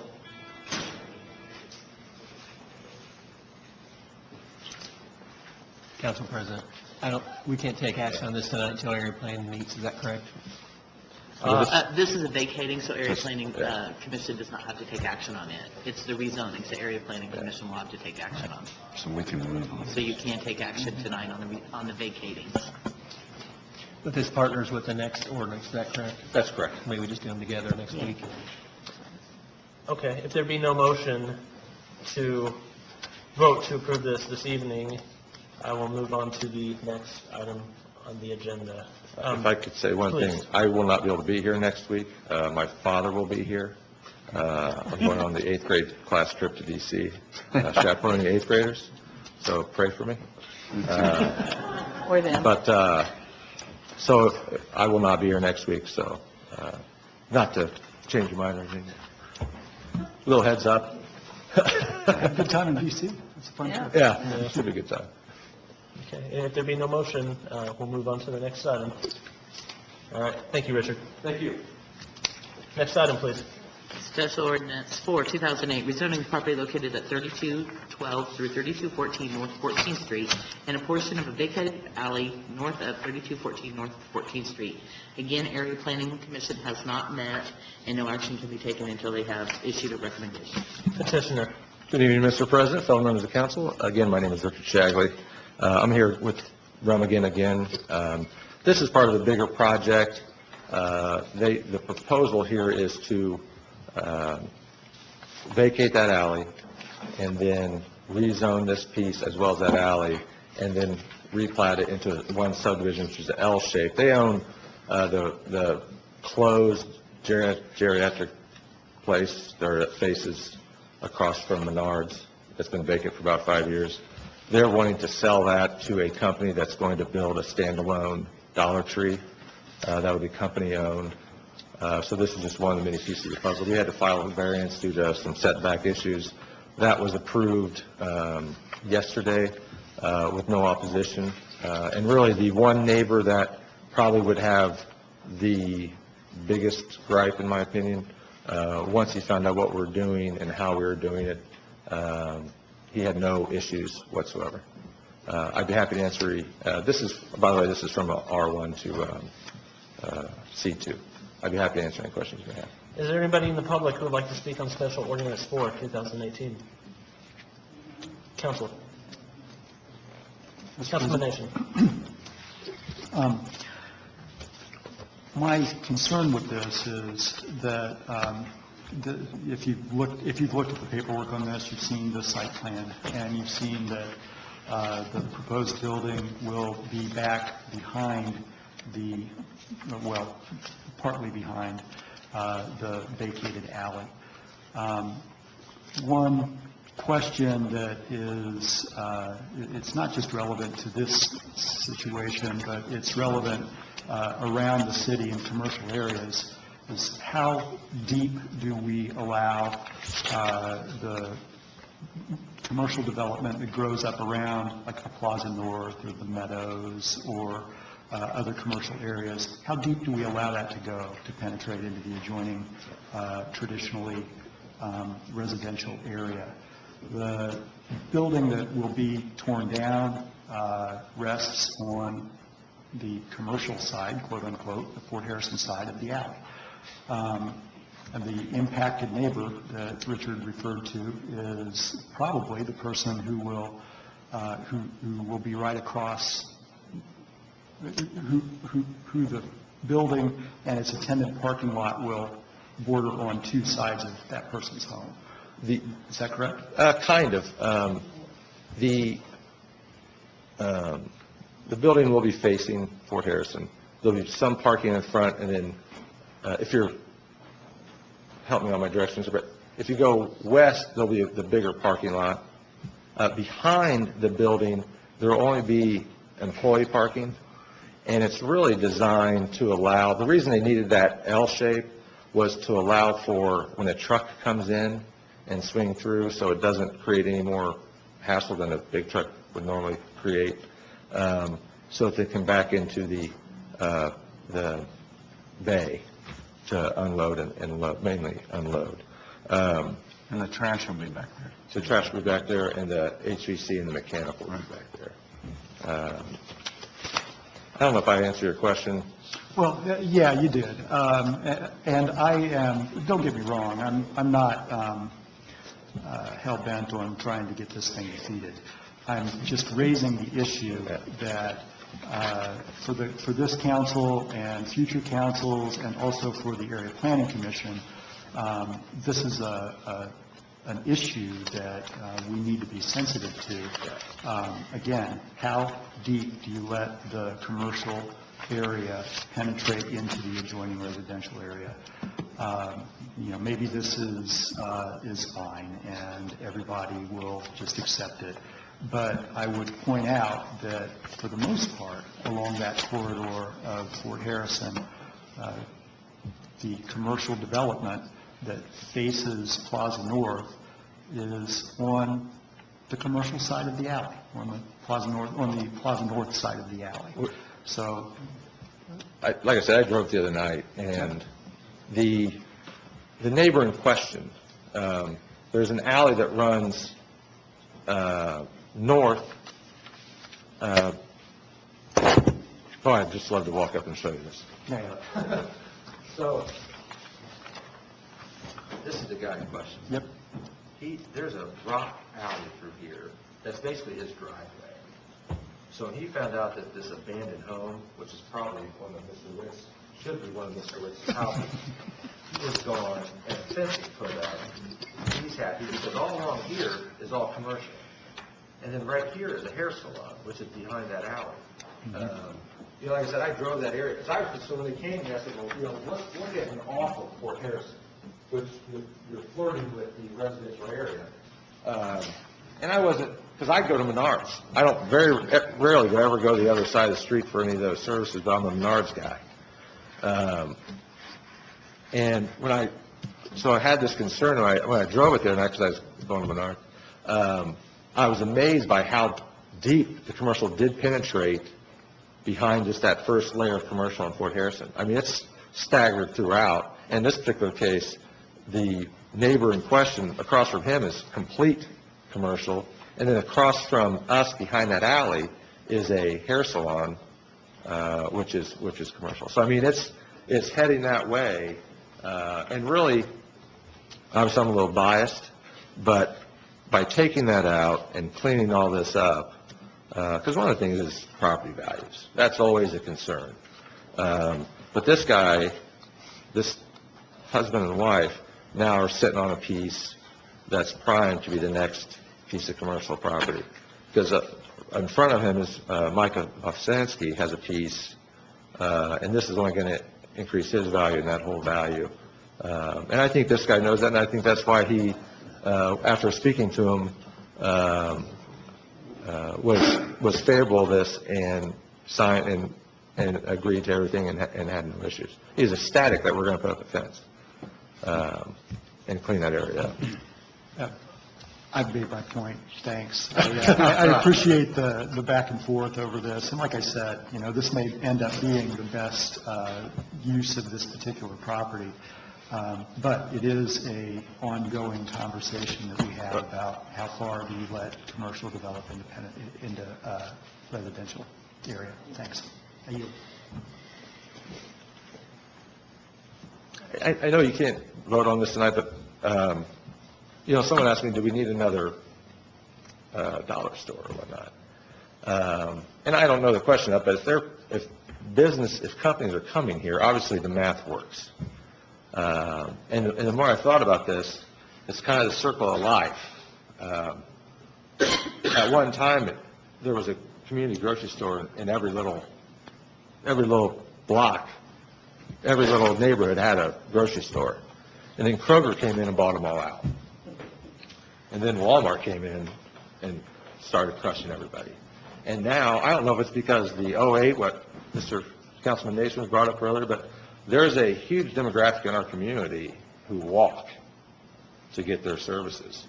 And what's nice about the Dollar Tree is they have not just what I call the inner grocery store products, but the outer grocery store products, the healthier choices, which I hope curbs some of our, not only adult obesity, but some of our childhood obesity issues in our community. So I'd be happy to answer any questions. I wasn't going to get to say that next week, so I just want to make sure I got that. Councilman Nasser. Well, I am one that is a little frustrated with the amount of Dollar Generals we have in town. I know this is a Dollar Tree, but I don't know of any Dollar General or Dollar Tree that sells fruits and vegetables. That's right. I will find out for you, Councilman Nasser. Thank you, Richard. Thank you. And I apologize for not being here next week. I hope you're happy with my replacement. Have a good evening. Thank you. You too, thank you. Next item, Councilman Elliott.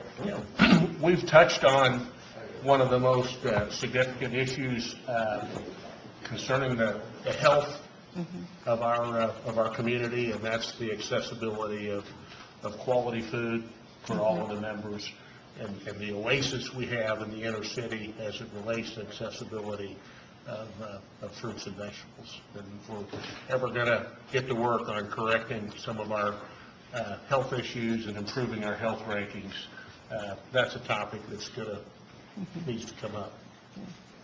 Are you? Next item, please. Special Ordinance 5, 2018, rezoning of property located at 601 South Fruit Ridge Avenue. Area Plan Commission has not met. No action may be taken. Petitioner. Good evening, ladies and gentlemen. My name is Bill Ola. I'm the attorney representing the petitioner on this matter. The street address might be a little misleading unless you know where this is. 601 South Fruit Ridge is the official address, but this is the 16 acres of previously unimproved real estate. It's at Fruit Ridge, Poplar, Adams, and then the northern boundary is the back boundary line to Beaumont subdivision. The current owner of the real estate, John Regal, is here tonight, and he's under contract with Park Place Condominiums LLC, where Joe Anderson Jr. is the president, and so they're both here with an interest, but I wanted to explain why the current record owner is not the petitioner here, because it's going to be the buyer that would propose to develop this. I kind of maybe want to begin by, I think, saying what this project is not. Some of you from 2016 probably recall that there was an attempt to rezone this very same parcel for 158 apartments. This is not apartments. It's a request to go from the current R1 to R2 so that condominiums can be put here, which will be owner occupied, not leased, not rented. R2, if granted, if you need a refresher, I don't think you do. R2 does not allow apartments. Apartments have to be in R3, so this is not a case where if this petition's granted, something else could come in the back door. You know as well as I that would require a second action by you to then rezone to R3 to allow apartments. Again, the prior request 2 years ago was for 158 units. This is roughly 70. The area planning and the city's, the in-place ordinances allow for up to 90 units, so this proposal is like 23% less dense than what our professional planners allow here. I don't think any project in this day and age goes forward without somebody having some objection, and I doubt that this is totally objection-free, but the developer, I will tell you, did attempt to meet, and did meet with, out at the people at Beaumont, who are the most directly, I think, affected. They live the closest in proximity. A meeting was held about 2 weeks ago, and attendees at that meeting voiced some concerns after having looked at a preliminary site plan, and some of the things that they were most concerned about. The developer has and is incorporating those suggestions and those concerns and addressing them. For example, the entryway has always been a plan for Adams, not off Ohio, not off Poplar, not off Fruit Ridge, but the alignment of that entry with the street to the west, which I think is called Meadows Drive, they weren't exactly aligned. And one resident, that might have been at night, headlights would have been, because it coming out would have been into the side of that house. The plan will be to realign the entrance so that it's a perfectly T intersection, so that problem is gone. Some of the other things that were important to the existing residents were that there be maybe tree rows instead of what's traditionally in the last decade or so. We have a rolled curb and immediately the sidewalk behind the curb. We're probably going to incorporate and move the sidewalk off the curb, so there will be a tree row. The intent is to work with the city's urban forester in selecting the right species of trees, not shallow rooted that tend to fall over in storms, and the street department picks and cuts up. These will all be single story. There's not one multi-story, so the height site prism is not a problem. But for the residents, that was, expressed to be important. They'll all have two-car garages because some of the lessons learned from 2 years ago, cars and trucks and vehicles parked in driveways and on streets, that was viewed as not desirable. Most of all of these types of units are purchased by retirees, empty nesters, many of whom only are down to one car anyway, but these will have two-car garages. All the streets and curbs and sidewalks will be constructed to the city-county specs, working with the city engineer's office. Perhaps one telling feature of this, and you've probably all driven there as I have. It's in Councilman Elliott's district, and I know where Earl lives, and he probably goes through that area going and coming to work many times. Every day. That area is right now, Beaumont still has like 7, I think, vacant lots, building lots earmarked and allowable only for single-family, the traditional home. But none have been built there in several years. None have been started, and I think it's telling that that's the case.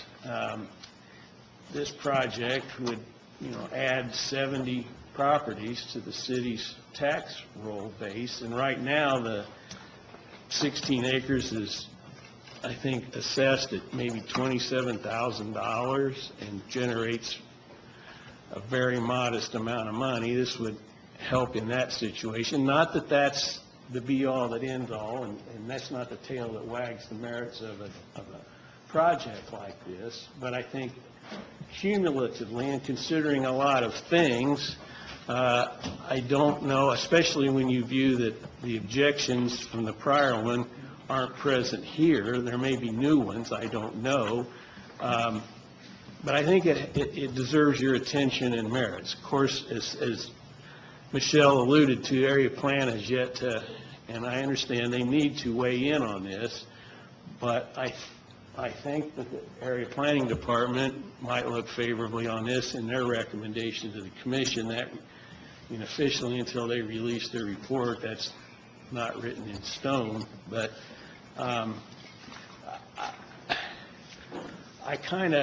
do any of you kind of find it ironic that We spent a lot of time, or some time tonight, talking about how we tolerate the best of the worst in housing stock in Terre Haute.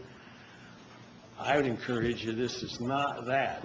We're not in the category of worst and parsing between worst, middle of worst, best of worst, what stays. I think that this is a step, positive step for that part of town. At one time, Deming Park, when Demas Deming dedicated it, that was on the fringe. And for most of my life, Keene Lane was the city boundary.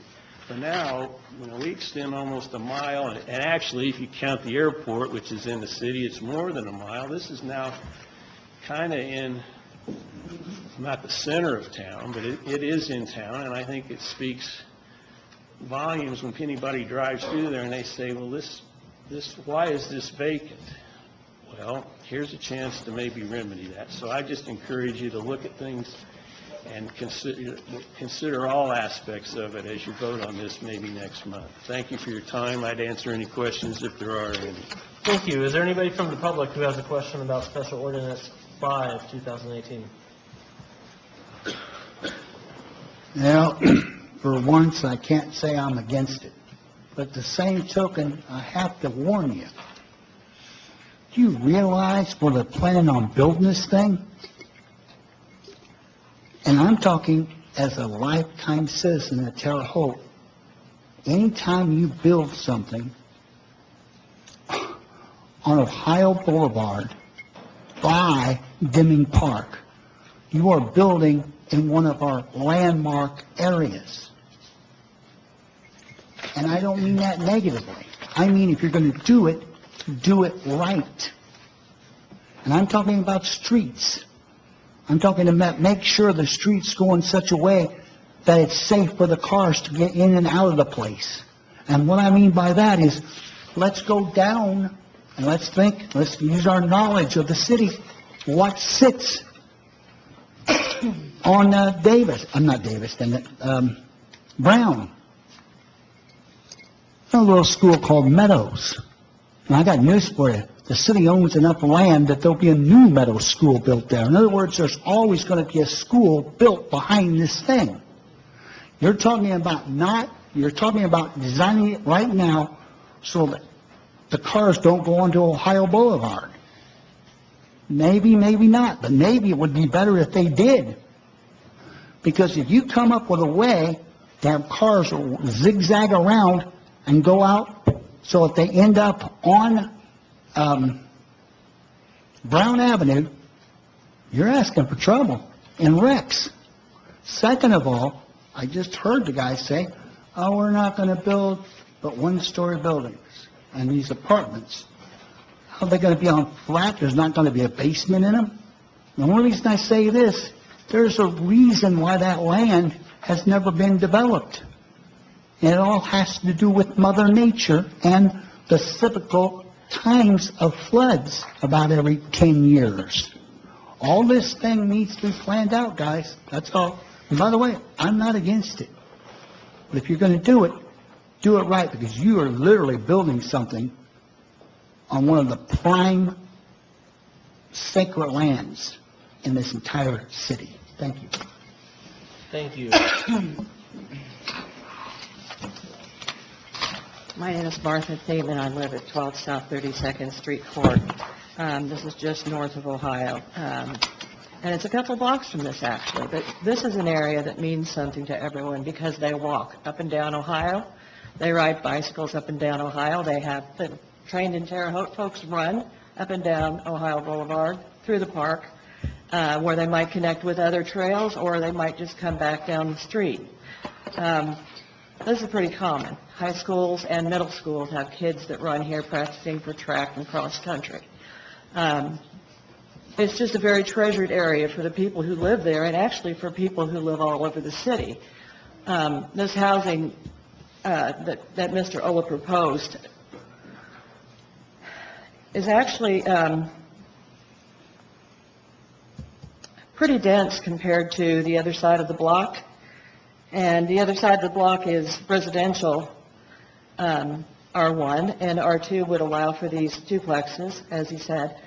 But I think when people build a home, have a home that they've purchased on one side of the same block, that they should have a reasonable expectation that the same type of building is going to be on the rest of the block. And when you add these, they're identical buildings all over this area on the other side, and it's gated all the way around it.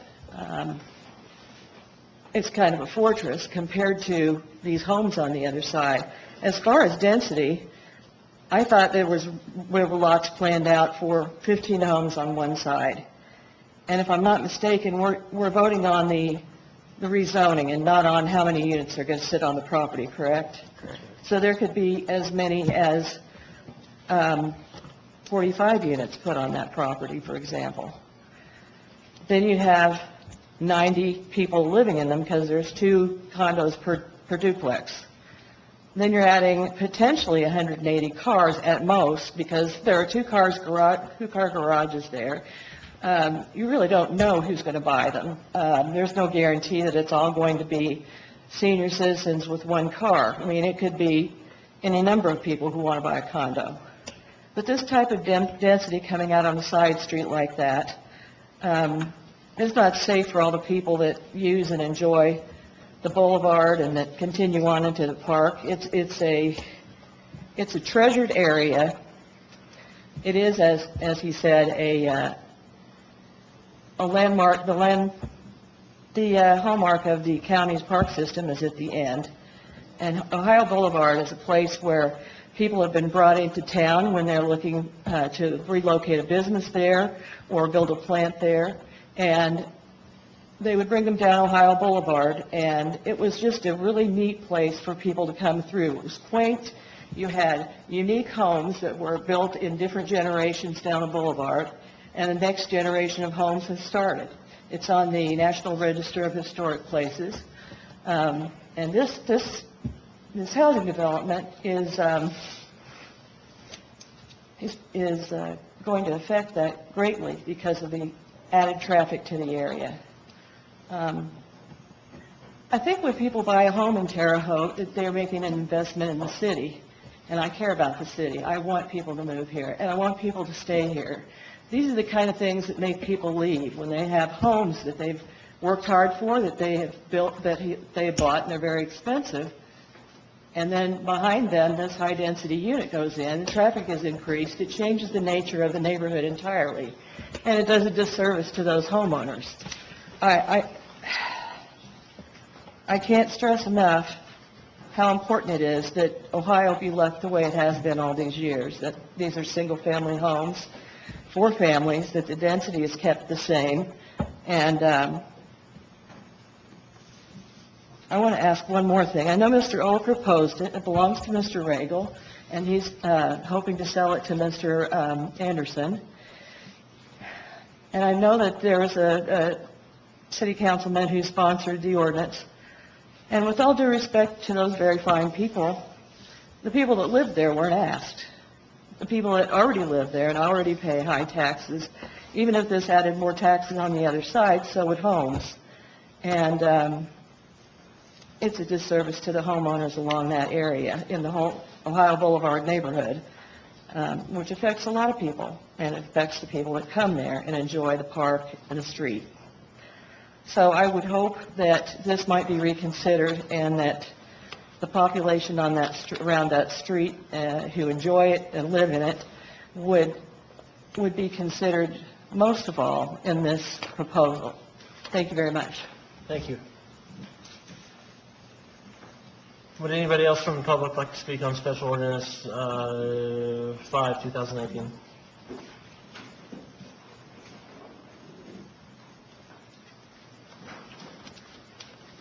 Good evening. My name's Brenda Ponceau, and I live at 3607 Ohio Boulevard, and I'm at the corner of Adams Boulevard and Ohio Boulevard, and so all the traffic would actually come out on that street that I live in. And I want to thank Martha for coming up here and talking about Ohio Boulevard, because living there, it doesn't matter what time of day, how cold or hot it is, you have people out there that's working out, that's walking. And I know just for myself, trying to pull out and being careful of people being there and their presence, and just the traffic, it's hard to come in and out. And then you're going to have this little subdivision and all those people coming out on that same street. And in fact, when I take my kids to school in the morning, I actually go out Poplar.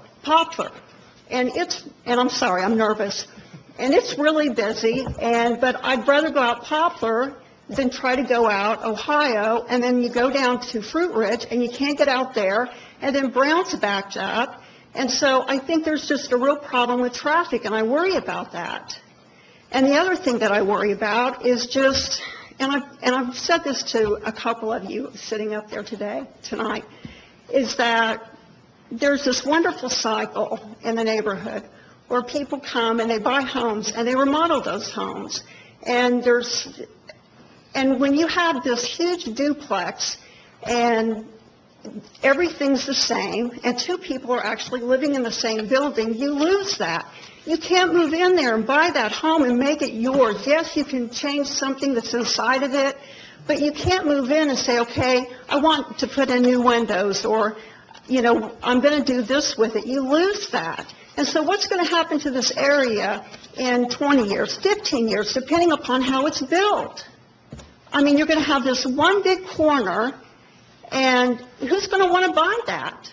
Who's going to want to move into that home and remodel it? I mean, I've been in my home for 15 years. We have the basement to still remodel, and we have one room. Who's going to do that to this place? And so I ask you to think really seriously about changing this from R1. When we moved to the home, we were told that all the property around it was R1, residential, and that's all we're asking. Actually, we're not asking for anything. We're just asking it to remain the same. And my mother-in-law lives on Beaumont. And do you think that she would have bought her home if she knew that a duplex was going to go behind it? She wouldn't have. So thank you. Thank you. Would anybody else like to speak on Special Ordinance 5, 2018 from the public? Okay.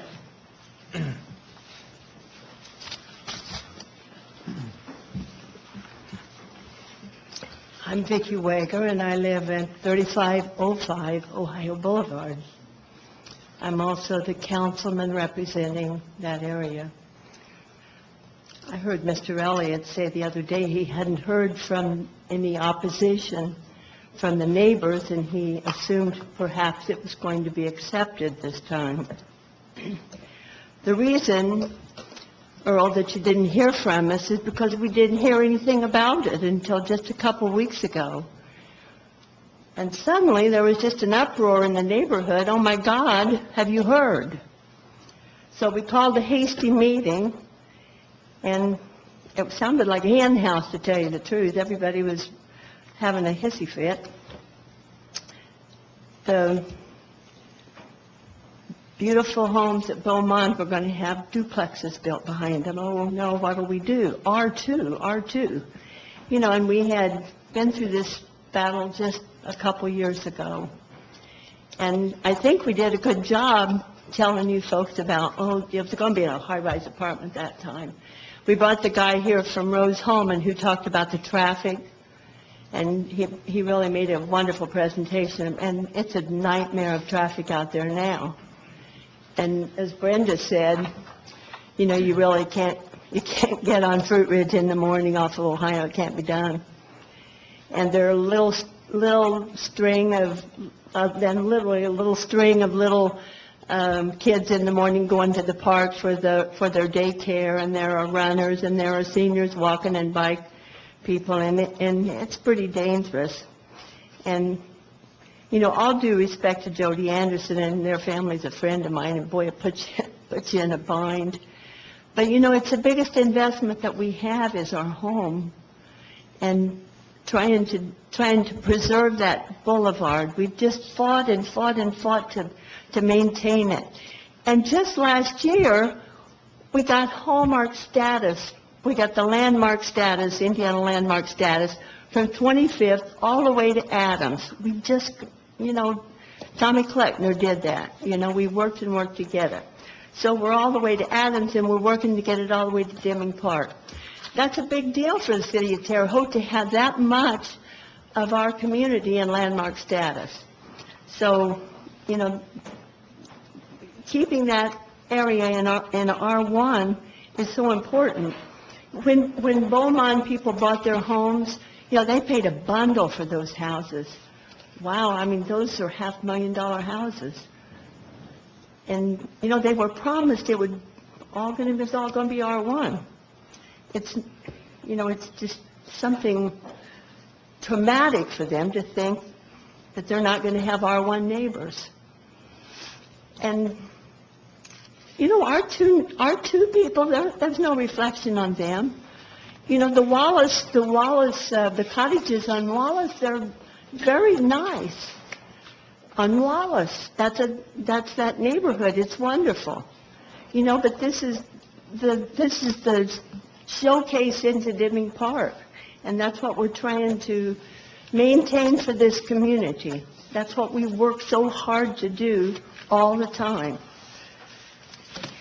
So, you know, and making duplex and, you know, a neighborhood association saying it's going to be owner-occupied. I lived in Chicago and worked in Chicago for 10 years, and I bought two condos, and they were owner-occupied. And I bought my condo, belonged to the neighborhood association. But when people got transferred and they had to move out of the city, and they, you know, if they junked up their condo or whatever and they couldn't sell it, they rented it. And if somebody complained, the court wouldn't let you make them move those people out, because you can't do that. If they can't sell it, they can rent it. And that's the law. I understand that. I mean, you can't drive them into bankruptcy for crying out loud. So it's just the way it goes. You know, that's what we're facing. And, you know, owner-occupied goes down the drain. So, you know, we're just asking you to reach into your heart like you did the last time to protect the boulevard. I mean, it's your, you know, you're the shepherds of this city. You're the ones who make the decision that protect that beautiful area, just like the stewards of the river on the riverscape.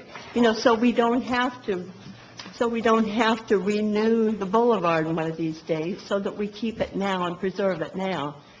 And, you know, we ask you to help us do that. Keep this a family residential area. So, and we promise we'll do our part if you do your part. Thank you. Thank you. Would anybody else from the public like to speak on Special Ordinance 5, 2018? Councilwoman Aller. Okay, one thing I want to touch on, I think that she just commented, was on Wallace Avenue, and that was mine, and then they redistricted. I think it's between me and Earl now. It splits off down in there. One thing I want to touch on, that was a whole residential area too, and those people had the condominiums come in on them, and I've not heard one complaint from down there. So this isn't the only area that's ever people that's not owned their houses for a very long time that's had condos come in on them. So out of respect for the people in Wallace, I think they should be treated equal from the Ohio Boulevard. I yield. Councilman Nasser. Mr. Ola, I have a few questions.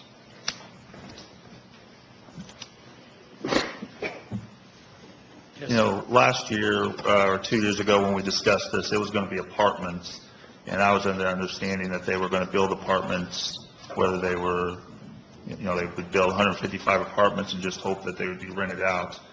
On this project, it looks like there's going to be 39 duplexes. If we approve this, will there be 39 that will be built right away, or would it be once each lot is sold? The latter. There'll be no phasing. This is not going to be a finance project where you build it and hope they come.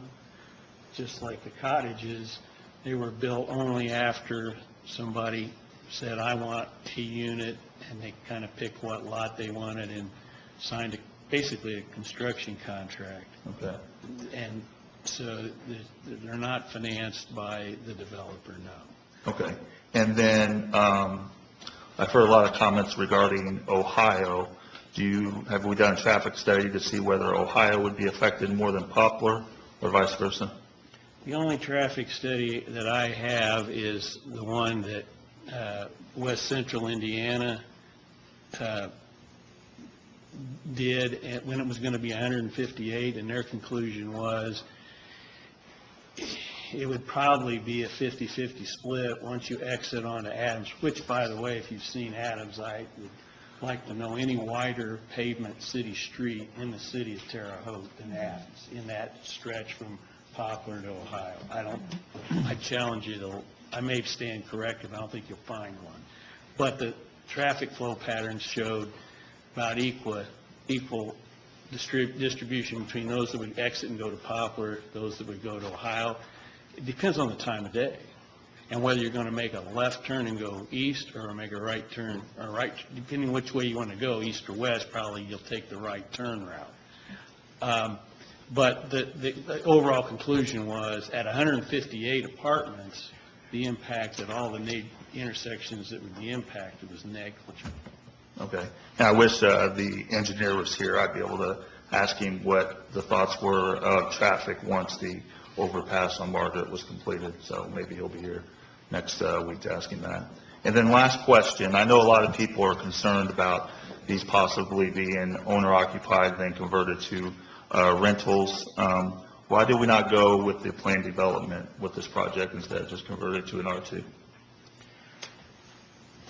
The planned unit development was explained to me by area planning staff. We would be writing, we being the developer, would write their own zoning ordinance and could not be as strict as the current zoning ordinance required. And my advice was, if that word gets out, that you can be more lax in the development standards, my opinion was that would be detrimental to the chances of success. I told the developer, better to be held subject to the higher standard of the ordinance under R2.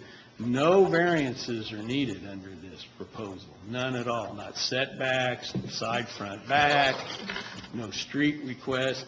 The actual streets, it was pointed out to us when we showed the plan, are actually wider than they need to be under the current one. So that's on me.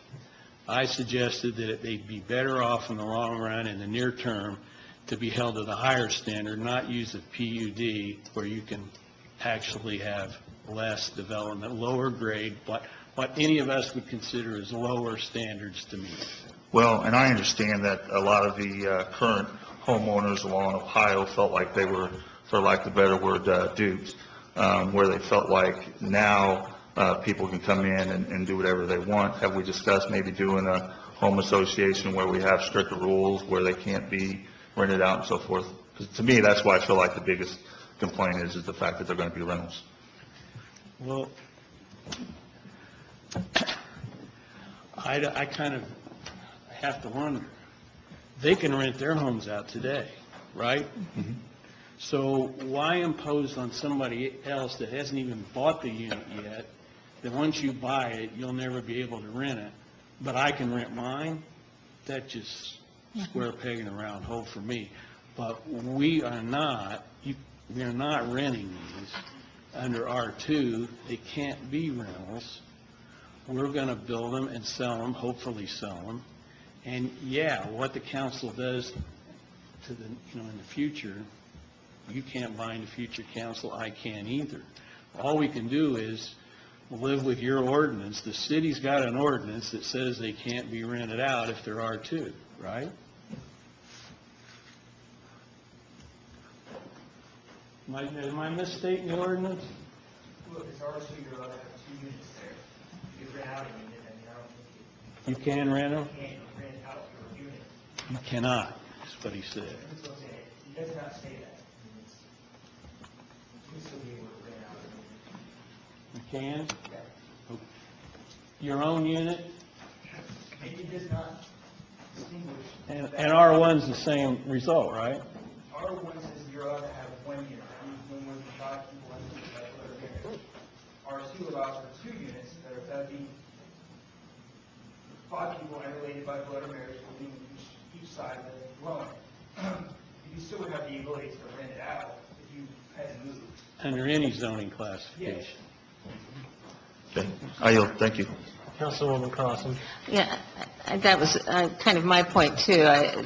I live very close to Ohio Boulevard myself and enjoy it very much, but the area of the city that I live in, on 22nd Street, there are, more than a few homes that were originally owner-occupied, and now some are rented out. They still have to meet those standards that were just mentioned of, the number of people that can be in there, I'm sure, but I don't think that this council, by rezoning, makes any difference in that particular issue. The zoning laws are what they are. Mr. Anderson is selling them for owner-occupied, and if at some point in the life of those structures, somebody moves out and rents it, that would be no different than my home, which is owned right now by me and my husband, and, could be rented out. So I don't think that's a criteria that I would look at. I see that as a very big difference between what was asked the last time and what is now being sought for. That is my point, I guess. So, I yield. Councilman Elliott. I've got a number of comments to make, so bear with me. I remember those stats I had from a couple years ago, the Terre Haute Housing Data stats. 70% of the homes in our city are 50 years old or older, and this is 3 years old. Okay? We need new housing in this city. 46% were renter occupied. Okay? Let's understand there is a need for rental housing, but that's not what we have here. We will have owner occupied in this project. And then 69% of the housing had a value of $100,000 or less. The property. So we're talking 160 up to 2-something. I mean, this is significant housing for us. I've lived in Lincolnshire or Woodshire subdivision on the east side of Terre Haute since 1977. So I've driven in every day down to Fruit Ridge, up to Ohio, down Ohio, either to my first stop, the office of my first job in downtown Terre Haute, or my second job in Terre Haute at 20th and Wabash. Made that trip every day. Occasionally, I'll go on Poplar, but I prefer Ohio. Just to answer a question that was raised, why did I sponsor this action? Well, I'll sponsor anything that's asked unless I'm firmly against it from the start. I mean, it's not my job to decide what gets to this council. It's my job to see that things get introduced that are asked, and I hope we all look at it that way. I challenge everyone here to survey, drive around and survey the housing in our inner city, using like 9th Street on the west, Margaret on the south, Brown to the east, Maple to the north. Just drive through it and just assess for yourself what you think the quality of our housing stock in our city is. We need more quality housing. We have an aging community. We know that. Condominiums are a perfect situation for an aging community. They don't have to mow the grass and do their own painting and their exterior maintenance and their landscaping and so on and so forth. The housing market's changed in this country. It's changed a lot, and there's a lot more multifamily apartments, condominiums. I know that. My son works for Watermark, for the Thompson Thrift. I know what they're doing all over the country. It's multifamily housing. That's the way it's going. People can't save the money to get the down payments. condominiums are less expensive because somewhat of the density issue, the land cost is less in a condominium development. I've got a daughter that lives in Plainfield, another one that lives in Noblesville. They've lived in different areas, and within the same housing development, there are apartments, condominiums, and single-family homes. It's all part, of the same development as they try to address the different needs that they have in their markets.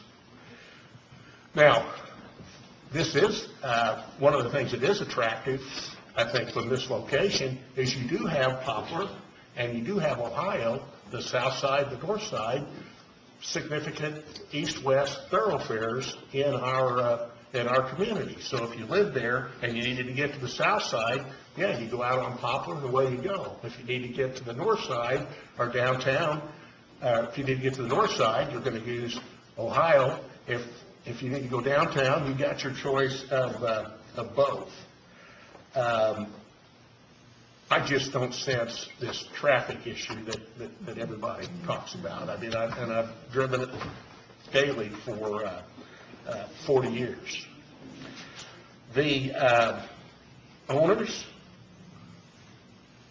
they're going to be owners. They're not going to be renters. That was the big issue 2 years ago that I remember. As it boils down to me, when I look at this and what I think is for the greater good of the city, that's how I will make my decision. I yield.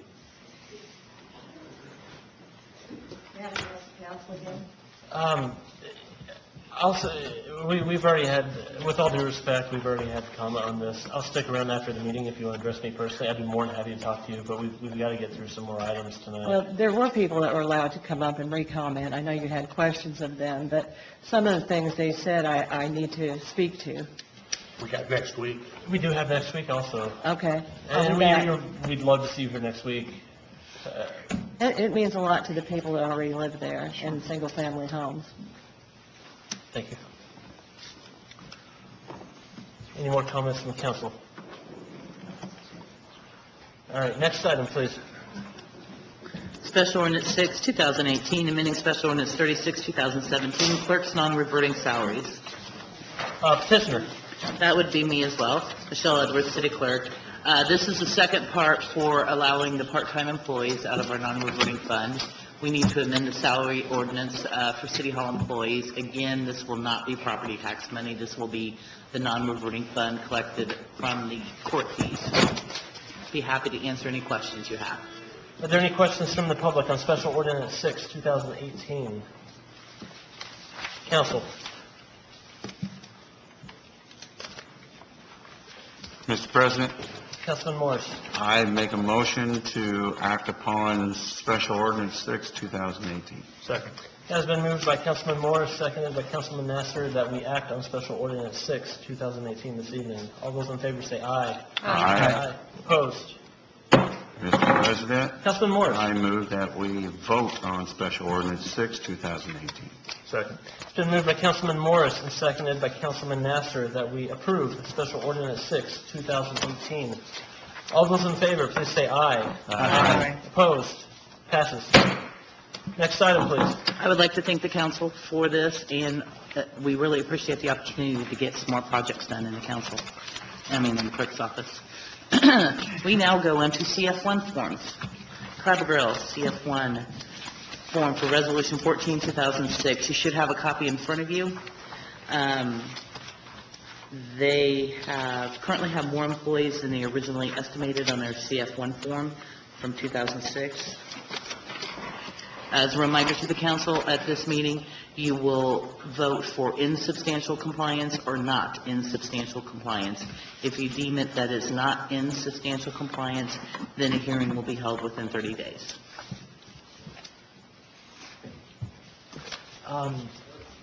Mr. President, Councilman Morris. I vote that Clabber Girl CF1 Form Resolution 14 is in compliance.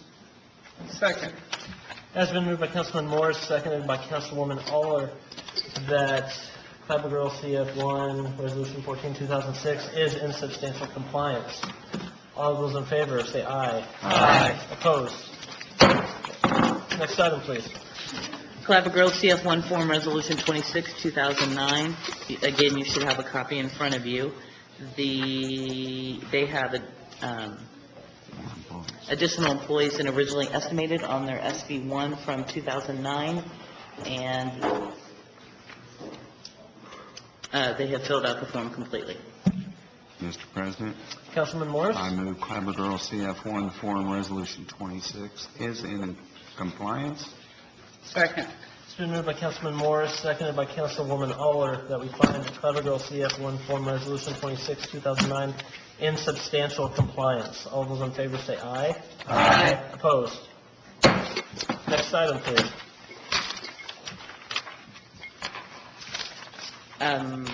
Gageview Enterprises CF1 Form Resolution 7, 2013. Apologize, mine got out of order. This is from 2013. Again, they currently have more employees than originally estimated. I'm sorry. No, they originally estimated they would have 13 current employees and 4 additional. They actually have 15 total.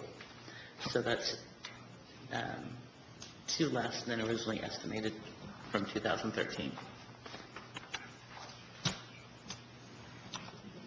Mr. President, Councilman Nation? I also note that their salaries are higher than what they originally estimated. And based on that and how relatively close they are, I would move that we find Gageview, their CF1 Form Resolution 7, 2013, in substantial compliance. Second. Moved by Councilman Nation, seconded by Councilwoman Crossan, that we find that Gageview Enterprises CF1 Form Resolution 7, 2013 in substantial compliance. All those in favor say aye. Aye. Opposed? Next item, please. Holman and Company CF1 Form Resolution 25, 2009. They currently have more employees than originally estimated on the CF1 form from 2009. Mr. President? Councilwoman Crossan. If there's no discussion on this matter, I would move that we approve and find in substantial compliance CF form for Holman and Company Resolution 25, 2009. Second. It's been moved by Councilwoman Crossan, seconded by Councilman Nasser, that we find Holman and Company CF1 Form Resolution 25, 2009 in substantial compliance. All those in favor, please say aye. Aye. Opposed? Next item, please. Before you, no action needs to be taken on this, but a letter was submitted by Garupka, I'm going to mispronounce that, Hospitality for Resolution 6, 2016. The project was not completed in time for a reassessment to be finalized, so they submitted a letter to you to acknowledge that next year they will be filing a CF1 form. Next item. Next item, please. NMP Properties CF1 Form Resolution 21, 2014. They currently have additional employees than originally estimated for their from their CF1 form, I'm sorry, SB1 form from 2014. Mr. President? Councilman Nation. First, I'd like to say how impressed I am at how many additional employees and how much more they're paying their people than they estimated. But even if they weren't numbers that were this dramatic and they came close to the target, I would still move that NMP Properties CF1 Form Resolution 21, 2014 be found in substantial compliance. Second. It's been moved by Councilman Nation, seconded by Councilwoman Crossan, that we find NMP Properties CF1 Form Resolution 21, 2014 in substantial compliance. Those in favor, please say aye. Aye. Opposed? Since George isn't here, I'll move to adjourn. Second. It has been moved by Councilwoman Aller and seconded by Councilwoman Crossan that we adjourn the meeting. All those in favor, please say aye. Aye. Opposed? Meeting is adjourned.